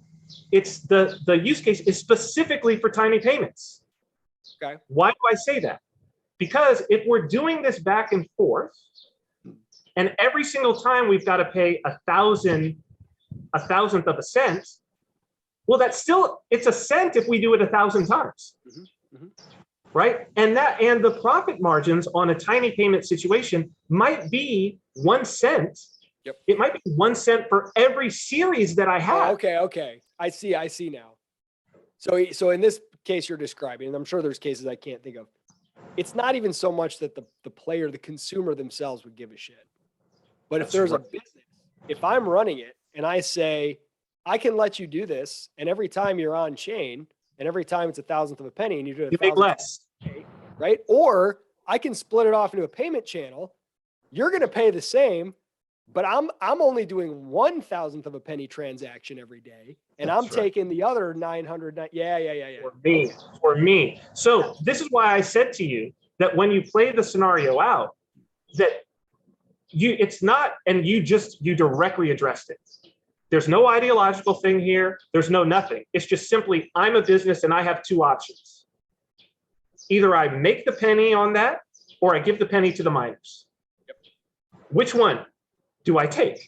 Yep. And it's not a large hurdle in terms of a technical hurdle to implement the payment channels, especially if I control the wallet, which more and more we're seeing that's the case with these applications, web-based wallets and whatnot, right? Even if it's non-custodial. If I control the wallet, it's a little extra work for me to make that. So eventually if we're going to do tiny payments, all the businesses are going to go to payment channels. What is the application that I see immediately where this would be the case, right? Video on demand. This is the most obvious one, okay? Where I'm like, okay, I want to watch this video. And the video on demand, company is like, okay, it's, you've got to escrow the full amount for the video. But if you don't watch but it's by the minute. If you don't watch, so every minute we're going to change the state of the payment channel, right? You're going to pay in. And if you don't watch all the way through, you can go ahead and after the expiration date, you can go ahead and redeem back and you don't pay the full amount. You paid by the minute, but you had to escrow the full amount, right? Or we could just decide to settle out. You could say, I don't like this movie. And they settle out with you and they're like, okay, good, you're done. Your rental's done and you paid by the minute. Yep. Right? Yep. And one transaction. So I could see, I can see some really interesting dynamics emerging here where if you're a miner and you're like, hey, these guys are taking all my transactions, now I've got to come up with a way. If I want more of those on chain, I've got to offer something special. I got to say, hey, look, let me cut a deal with you. You do a lot of transactions. You don't need to build and maintain your own payment channel. I'll make a special deal with you. If you do more on chain, I get 5% more, and you don't have to do all this dev cost, whatever. Like just the competition itself, the ability to go directly on chain if you want to, because the fees are low enough, or at least miners theoretically can make them low enough, or to make payment channels. And then from the consumer side, as a consumer, if there's some added friction, if I say, well, when I'm using your app with my, Bitcoin wallet or whatever it is, but then I want to go and use a different app, you make me wait until you settle. If there's any delay or there's any friction with that, which I have found when I've used the Lightning Network before, there is like a good bit of friction. With this, there would be no friction. Because from the user standpoint, it would feel indistinguishable from when I interact directly on chain. From the user standpoint, it is 100% indistinguishable. Yeah. Yep. 100%. And the only difference is if for some reason our communication between one another gets completely, like if for some reason we have an open payment channel and I disappear off the face of the earth, you know that you can still settle your payment channel, but you're going to have to wait. But in 99.9999999, and because I'm trying to stay up, right? Like I'm trying to stay up. And here's the other thing. I don't get to collect profits until the settled transaction goes on. So my incentive is to put it on chain because I have also escrowed funds. Yeah. Right. Or I don't get to collect your funds, even if I haven't escrowed the funds. Well, what's funny about one of the reasons I haven't looked too deeply into payment channels is because thinking of them purely as a solution to unnecessarily high on-chain fees, you run into this weird thing where you're like, yeah, but I still got to open and close them. And you want the on-chain fees to be really, really low. And if they are, then the experimentation with then payment channels actually get interesting, because now Mhm. it's really easy to play around with them and experiment with them and open them and close them and try, versus like, oh, this is all really high stakes stuff, right? Yep. Okay, so give me a. I'm trying to think through here. Like, I get, it's funny. I think I've been thinking of this. This is a tendency I have. I tend to think of things from the end user, the consumer, the customer Good. standpoint. Good. Even though I'm a Good. businessman, Oh, I'm you usually should. putting myself in the shoes of the customer, so much so that I'm like, well, why would a customer care about payment channels? It doesn't matter if they do. If a business can take those fees and compete with miners and say, nope, I'm going to have a channel, I'll take the fees. Okay, so from my understanding with the Lightning Network, because I remember talking to some developers who were trying originally to build some different applications on there, that yours.org originally they attempted to use the Lightning Network, which was like a Medium or something where you post articles and you can like them, and all of those are on chain and there's tiny payments involved, send a penny, whatever. And they were like, you had to leave the thing running all the time. And you had obviously you had the cost of closing and opening. There just seemed to be a lot of problems. There was routing problems. Now maybe that was because it wasn't large enough and there weren't enough channels. Well, no. The routing problem is the entire problem that you're describing. It's also the reason why you have to leave it open. Okay, see, break that down for me as a non-tech guy. Give me the idiot's version. Sure. So the idea of a payment channel is a change in balance between two parties. Just two, that have a direct connection to one another. Oh, I see. Okay, continue. Chaining. The idea of Lightning Network is, I'm going to chain these payment channels, and so we're going to change it between these two, and then change it between these two, and eventually it gets changed between you and the guy you're connected to. Yes. But you're not directly connected to the person who sent it to you. That's the Rube Goldberg nature. That's the Rube Goldberg.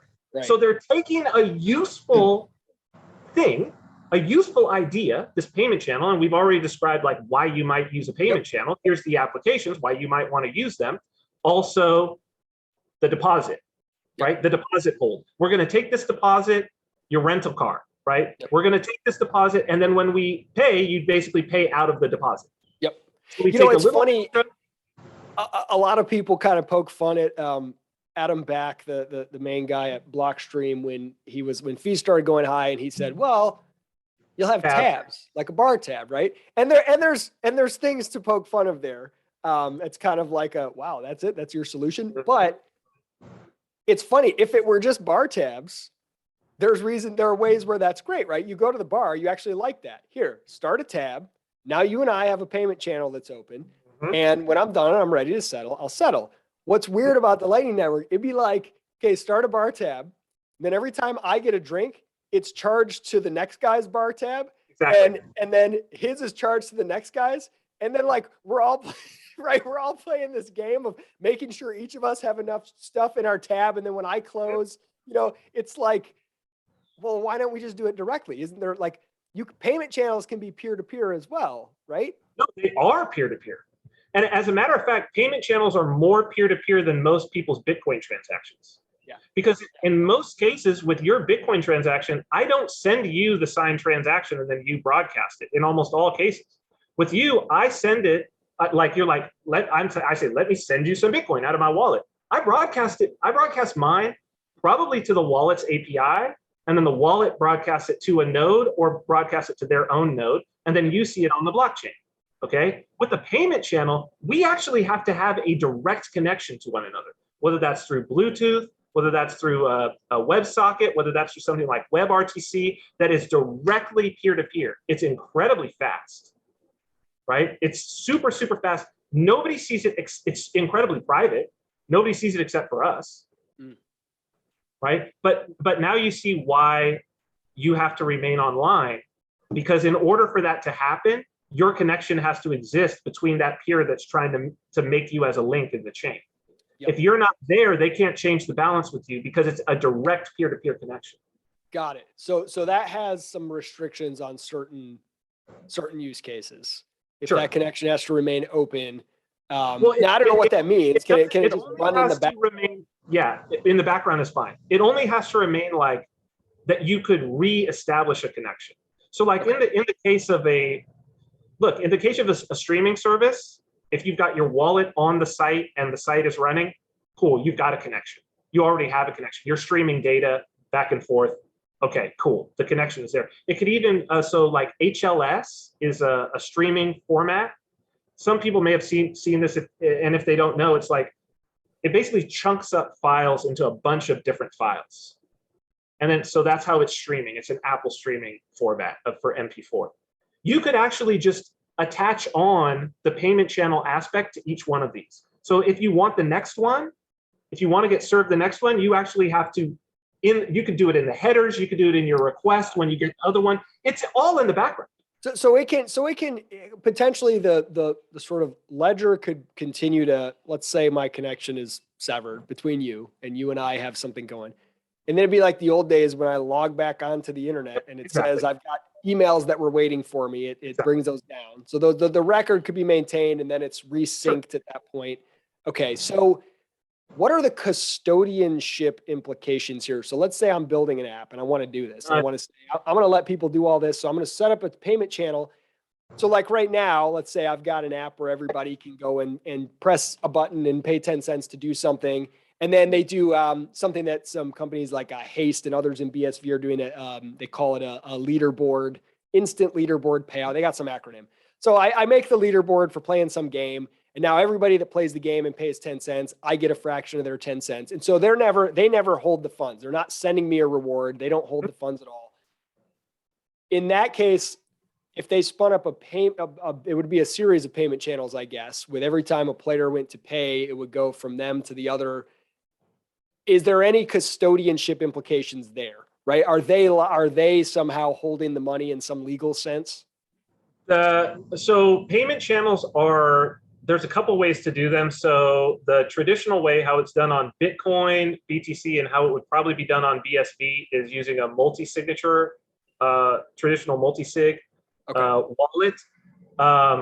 You could probably find some other cool ways to do it on BSV that would be longer. It would require a lot more in terms of the transaction size because the script sig that you would write would be longer. On BCH and eCash, you can actually do this with covenants like Opcheck DataSig. And one of the cool things about that is that you can do this potentially on BSV too, is that you can write in, it takes a lot more code to do it, but you can write in a fee, like a fee output. You can demand that a fee output, even to a percentage, is put in there that's completely non-custodial to some third party or an affiliate or whatever. You could even write that has to be part of the payment channel back and forth. So like, I don't know the exact application that you would want to do, but what I would say is you don't want to chain payment channels. Like you really don't want to do that. I see. So Yeah. So if you've got those complicated, a 10-cent transactions being split between all these different parties and stuff like that, that may not be the best use of a payment. No, you could still do that. Like that could be part of the transaction itself. As long as those are all direct channels. Yeah. So like if you wanted to pay, if you're like, okay, when this is settled, what we know is that 10 different individuals get paid out of this as well. Yep. That's actually so long as it's between the two of them as they start. I understand what you're saying. So it's like when it's done, everybody on the leaderboard gets some. Right. So that's built into the payment channel to start. So how you could imagine this is imagine it as like a single transaction. And so I'll try to make like a basic explanation of how this works. There's an idea of doing time locks in Bitcoin. Mm-hmm. And the best way for people to think about a time lock is something like a post-dated check.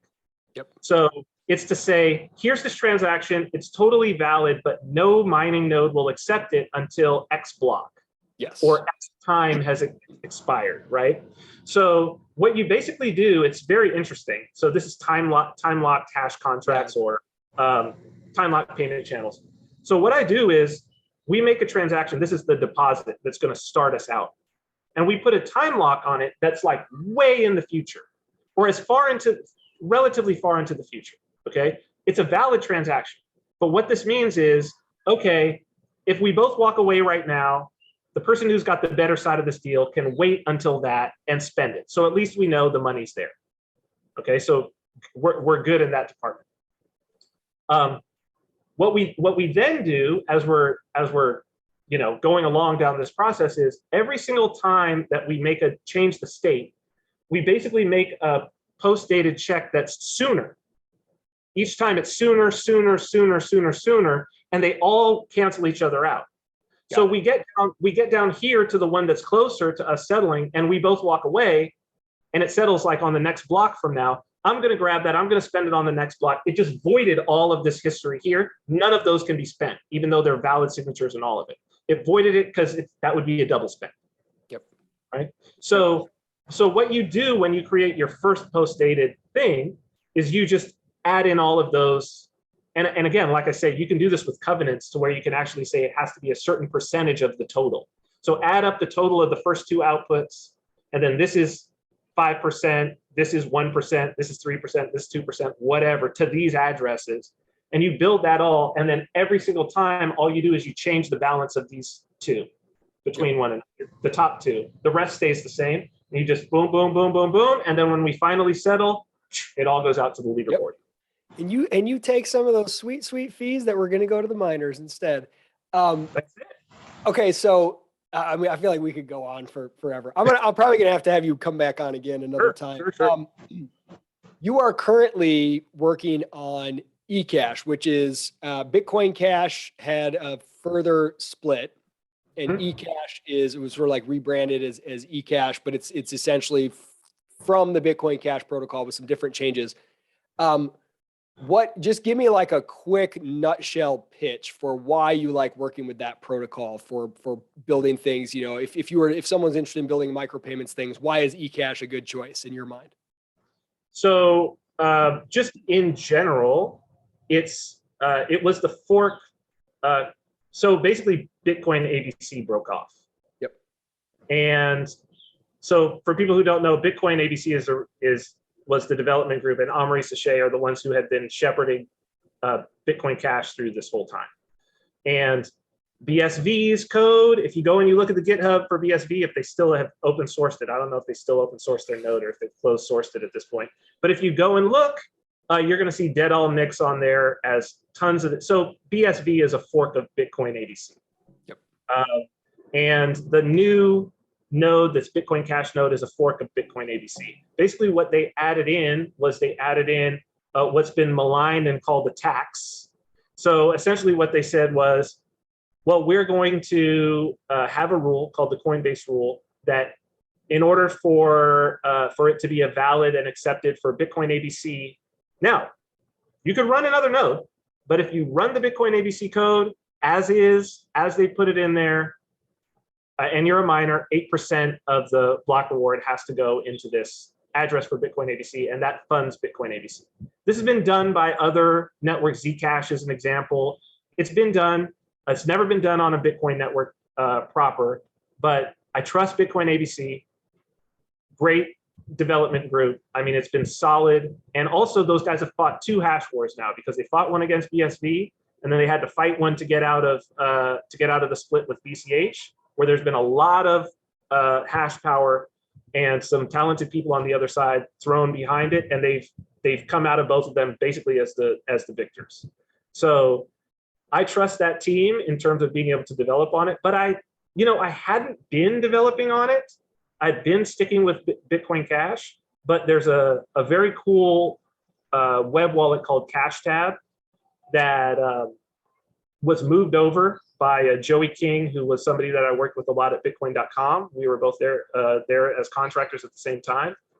Super talented developer, great wallet. It's like super Web3, very cool. I forked that and started working on it. But primarily, again, this is like the low fees thing. That if I've got to choose, so there's a lot of the applications that I use an opcode. Basically, it's a code in the Bitcoin scripting language that's called opcheck datasig, and it allows some really, really cool things. But one of the things that is most important is it allows the transaction to kind of look at itself in a nutshell. So it allows me to create a type of address that it says, you can spend out of this address, but only if, like we said, these amounts of transactions exist in here to these particular addresses, and it's a percentage of this here, so I can basically force a feed into an address, right? Anybody can spend it, but you're going to have to pay out like this. It also enables me to do all kinds of things like splitting within the address itself. So a covenant address that says anybody can spend from out of this address, but it has to go in this pro rata to all of the people in the leaderboard, for instance. Yep. And then we just paid a one fee address, right? These very, very useful things. Well, it only exists on Bitcoin Cash and eCash. So I just think that I've done so much work on this escrow stuff and all kinds of, I've got a really cool thing that I'm about to release. That's very, very cool in terms of, you're going to soon us. Yeah, it's, well, I can't. I don't want to say it yet, but it's very cool. We're doing our first in-store demo with the cannabis place here in Saipan on Monday. So it's going to solve a lot of problems that the cannabis industry has been having with banking and all of that. So for the non and because it's my goal is to kind of keep it outside of the scope of this series to get deep into like debates about previous protocol wars and all that stuff. But to sum up kind of your fees, eCash, low fees. It's got a that's low what I was going to say. To sum up price, low fees.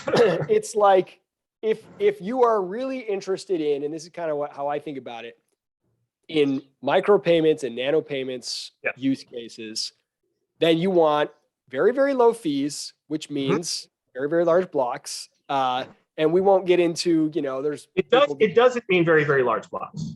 It doesn't. Well, it means that miners have to be willing to accept very low fees in the very least. And the reason why, so this is actually super important. I think this is because I know you have a BSV audience. So this is actually really, really super important for people to understand. What it means is available block space. Okay. That doesn't necessarily mean the blocks have to be big, because like on eCash right now, there's very little transaction volume. So meaning having a 32 meg block when you don't even have a megabyte worth of block space makes no sense, right? But I guess that the only reason I would say it is if you're envisioning a protocol that's going to be here for the long haul and that's going to get a lot of use case, it needs the ability, if it's going to hit some ceiling and it can never get bigger than 100,000 users or something like that. But that's a really good point though, that for right now today, if you want to build stuff, you need really low fees. And then the other things considerations that it sounds like, have led you to where you are in eCash is you want a protocol that's easy to work with, that's got some of these various, some of these opcodes, for example, that let you do a lot of really cool, that's programmable money, that's actually programmable, and you believe in the development community around it. I think that the ethos of the development community, and the reason why I say that is, again, this goes back to my early experiences with Bitcoin BTC, is that it does, in a lot of ways, yes, competency of developers is a prerequisite. Like, I'm not going to build anything, like, they got to be competent. But at the same time, it's that foresight thing. Yep. So where I'm going to look and I'm going to say, okay, what decisions are you making? And when I look at it and I say, oh, does that decision make it harder for me to work on the chain? And especially, does that decision invalidate existing applications that I've already built? So that was risk if you're a builder. Huge risk. That was something that happened with BSV. So BSV, they sunset a particular, it's called pay to script hash. They basically made pay to script hash not exist anymore. So what they did was they took all applications that were doing multi-signature at the time, all wallets, everything like that. If you were on BSV, you had to change all of your code. Otherwise, it just broke. It just broke right there. So those types of decisions where I'm like, whoa, you want me to build on your chain, but then you're going to make decisions that will break my application? Well, what a terrible decision for me to like, are you going to do that in the future too? Like, when are you going to do this? Right. And I know that there's an idea of like, no, it's set in stone. It'll never be changed. And I'm like, I'll try. I would rather have something that was changed all the time, but was changed in ways that didn't break the existing things. That's the thing with software. And I talked about this in my previous episode. It's like a constitution. Just because you wrote it down doesn't mean it can't be changed. And so what you have to look at is what are the beliefs and incentives facing the people who have the power to change it? Correct. And whichever one of those I have the most confidence in as a business. I mean, you have this risk all the time, right? I have a company that we're built in JavaScript and React. And I gotta know that they're not going to make some radical change to the way that JavaScript is maintained that screws over my whole business. And I'm pretty confident in the incentives that they face and the community around them and the pressure put on them by developers, including my own, that's a risk that's an acceptable level of risk, right? That's kind of the world that you live in. You don't live in a world where you're like, oh, don't worry about it. It was written down. It won't be changed, right? And I think that's a myth that both BTC and BSV can kind of fall into. Yeah. So yeah, no, I love that. I think, you know, I'm coming at this in this series, especially, I'm really like, look, I don't care. And I'm not technical enough to give a shit, frankly. I don't care what the protocol is. I care about the problem. I think as a consumer, I care about what problems can be solved with micropayments, and whatever does that best, let's talk about it. Let's see how people are doing it. Let's explore what's going on. Well, I think there will be some applications. I think there will be some applications where each of the chains, I think there's right now, there's very little difference between BCH and eCash in terms of what it provides. But I think that there will definitely be applications, just because I can't like think about them right now. Yep. But I can almost guarantee that there will be applications when what BSV is offering is superior to what would be offered by those other two chains. Sure.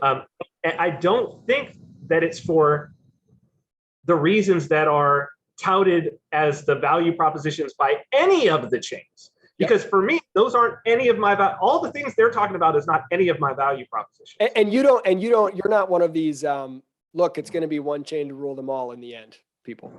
It's already not one chain to rule them all. Right. I mean, you can fork at any time. Just wait long enough and it will all eventually be one. You don't buy that argument. Well, it's impossible. It's not the nature of things. I mean, you know, one of these businesses gets big enough, and it comes down to the minor fees that they are paying would be less than what they would earn if they were, or less than, you know, the capital outlay, even if they were to mine a chain by themselves, weighing out how much hash power they would need to stay secure. This is business risk again. And then, you know, just looking, it's the same reason why Facebook builds its own data centers. Yeah. Like eventually these businesses are going to get so big where it's going to be like, oh, we're using BSV now. We'll just mine it ourselves, fork it. Yep. It's our own thing. We don't have to change any of our code. Nothing changes. The security doesn't change. And we'll just take our capital. And instead of worrying about those miners or mining the BSV chain, we'll mine our own chain. And why would I believe that would happen? Well, because that's how BSV was created. And it's already happening. Right. Creation of BSV. The belief in this sort of one chain world, it strikes me a little. I mean, I'm not close to the possibility that someday the economic incentives align so that it just doesn't make sense and one chain eats them all. Okay, maybe, but I feel like it requires a lot of very simplistic economic modeling that doesn't take into account, like, you know, it's ceteris paribus, and the world isn't ceteris paribus, right? You can come up with your game theoretical explanation for how it will all consolidate to one chain for efficiency's sake or whatever, but how do you explain the current reality then? Like, that model failed to explain where we are in 2022. So where are we going to be in 20? And I don't have time. If I'm building something today, I don't have time to wait for that world. And I don't want to have to pick. Now we need it. Pick the one chain that I think is going to be the only surviving chain in 30 years. I just need something that works right now to solve my problem. And there's a couple options to choose from, at least a couple. I'm going to talk to some people about Solana. Some people have been coming to me, talking to me about Dash and Nano. I don't know about a lot of these. I know a little bit, but I think it's like, look, if you're building something to solve a problem, you don't startups that start with the solution usually fail. Hey, I've got this really cool solution. Where do I point it? No, you start with a problem. Here's a problem. Now, what kind of tech do I need to solve it, right? Whatever the answer is, get that answer. So, okay. Yeah, so I've said for a long time, Isaac, in this space, I actually caught, you know, back in the sort of BCH, BSV before the split with Cointext, when I was like, I'm going to go multi-coin and we're going to give it a shot. Why did I say that? Because the back end to do what we did on Litecoin, Dash, BTC, it's literally one line of maybe 5 lines of code to change, because they're all forks of Bitcoin. Yeah. Right. So it's just like it was for us. It was like, there's no risk. Let's just fire up a number. It costs us a couple bucks, and we'll just do this. And all the things that came down from the people who later became BSV, and even Craig Wright saying, were he to do that, this is a tweet from Craig Wright. Were he to do that, 2 weeks later we would have 10 competitors. Blah blah. Obviously, we did it. No competitors ever happened, of course, because that's just the nature of that man. But entrepreneurs don't have the luxury of playing ideological games about it's got to be this chain, it's going to be this chain. Like, we shouldn't be, especially as entrepreneurs, if we're not miners. It also doesn't make a lot of sense for us to be holding.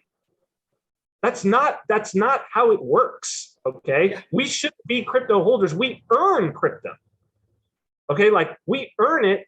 Most entrepreneurs, most businesses don't have crazy reserves. No, can you imagine a normal business being like, okay, I'm a B2B company, but I want my customers to pay me in stock in their company, and I'm going to hold that. And then that's part of my business model, that what I receive, my accounts payable, are coming in the form of speculative assets, and I hope that those go up in addition to, it's like very dumb. No business is going to run that way. So I think, but this is very hard to explain to people because so few people in this space are entrepreneurs. The entrepreneurial spirit of this space is lackluster at best. And a lot of it is just because the smart people, especially smart young men, are being led down the wrong path. And to say, oh, how you get rich in Bitcoin is you hodl. Yep. And I would say, look, man, I got to tell you, I earn my income in crypto and have for many, many years. And what I will tell you is, the amount of money that the amount of coins that I would have had to be holding to have made the equivalent return on my initial investment that I have made in the last year in what I've earned in crypto would be extraordinary. And guess what? I didn't have to have any startup capital to do that. I just had to build businesses. And smart young men and women, but this is, for better or worse, it's primarily a man's game, the entrepreneurial thing. Just more men tend to be pushed in that direction. That's what I would hope, is to get more young people, or just young at heart, interested in the idea that, like, you can make money in this space hand over fist. And that's what excites me. Like, I mean, that's how I'm wired. My one of the things that I always end up doing, and my businesses are built around, is helping people discover and do what makes them come alive. And to me, it's deeper than even just the money returns. It's like, man, we're wired to do cool stuff, to create value, to do something real. And there's more than just the meaning gained and feeling like you're doing something and you're earning your keep by putting something out there in the world and solving problems for people. That's something you can't replace with sitting on a stash and putting a JPEG on your profile picture, right? Like, you can only degen so hard, and you're still going to be looking for some meaning if you're not creating some value. And I'm not, trying to get overly judgy or anything. Like, there's a lot of fun to be had, and there's some value hidden in a lot of that hype and ridiculousness. But I just, like, those fads come and go, and the prices come and go. You could see that right now. Prices plummet. But what you have control of all the time is what you're doing productively each day. And are you helping people solve problems that they're willing to pay you for? And can you use that money to increase your quality of life, your flexibility, your freedom? And, and there's so much opportunity here. And that's why I want to really narrow down and say, forget the speculative stuff and all that. Let's talk about what you can do with Tiny Payments. So I'm going to end it with a question that I want to end with everybody. It's just the title of this series. To you, Cyprian, why are Tiny Payments a big deal? Tiny Payments are a big deal because it allows us to change our entire understanding of the scope of the economy. It allows us to open up an entire range of the economy that exists below $1 and exists below a cent. And it unlocks human creative capability to start doing what we're doing here and thinking about, well, what could I do we've got, we're always on. We're on these things and we're always on. We've got tons of data moving back and forth and back and forth. And it's like, what could we do where innovative individuals could find a way to create value out of this stuff that's just sitting there, out of this energy that's being spent, out of this data that's being moved? There's an immense amount of value that could be unlocked. And it's potentially like a new industrial revolution if it can be figured out. And tiny payments are all about that. And only Bitcoin can do it. Man, I love that. I love that. You all of a sudden popped into my head when you're saying that phrase that's very popular, data is the new oil. And if you use that analogy and think like it is, except we're all producing it all the time, but it's in a market where you can only sell oil by the 50-gallon drum and we're producing it in drops all the time. What if you could now sell it by the drop, right? Like that, it's just such a game changer. Vin, this has been absolutely awesome. I think as I work through this series more, we might have to revisit and get you back on here again. And you and I might be due for another broader ranging philosophical conversation about who knows what. So thanks so much. Anywhere you want to point people to find you, Twitter or anywhere else? Sure. If people are interested in learning more of these concepts about Bitcoin, and again, this translates to all of Bitcoin, BSV, BTC, BCH, eCash, Litecoin, Zcash, whatever you're into. If you want to know the background, the philosophy, all of this, Bitcoin Mystery School, we're over it. We've been doing this every month for over a year. It's only 20 students per class. People love it. And from there's further classes if you want to get into coding Bitcoin and doing all of that. So bitcoinmysteryschool.com. As we're recording this right now, the March registration is open. And then I did talk about countermarkets. So countermarkets.com. You can go and check out. That's our newsletter. It's been going for about 5 years. We talk a lot about cryptocurrency. Yeah, thank you. But also just a lot about kind of underground economies, parallel economies, all the things that are important right now. So countermarkets.com. You can get your first issue for free. And then follow me on Twitter @Ciprianus. Love it. Thanks so much, man. Till next time. Thank you, brother. See ya.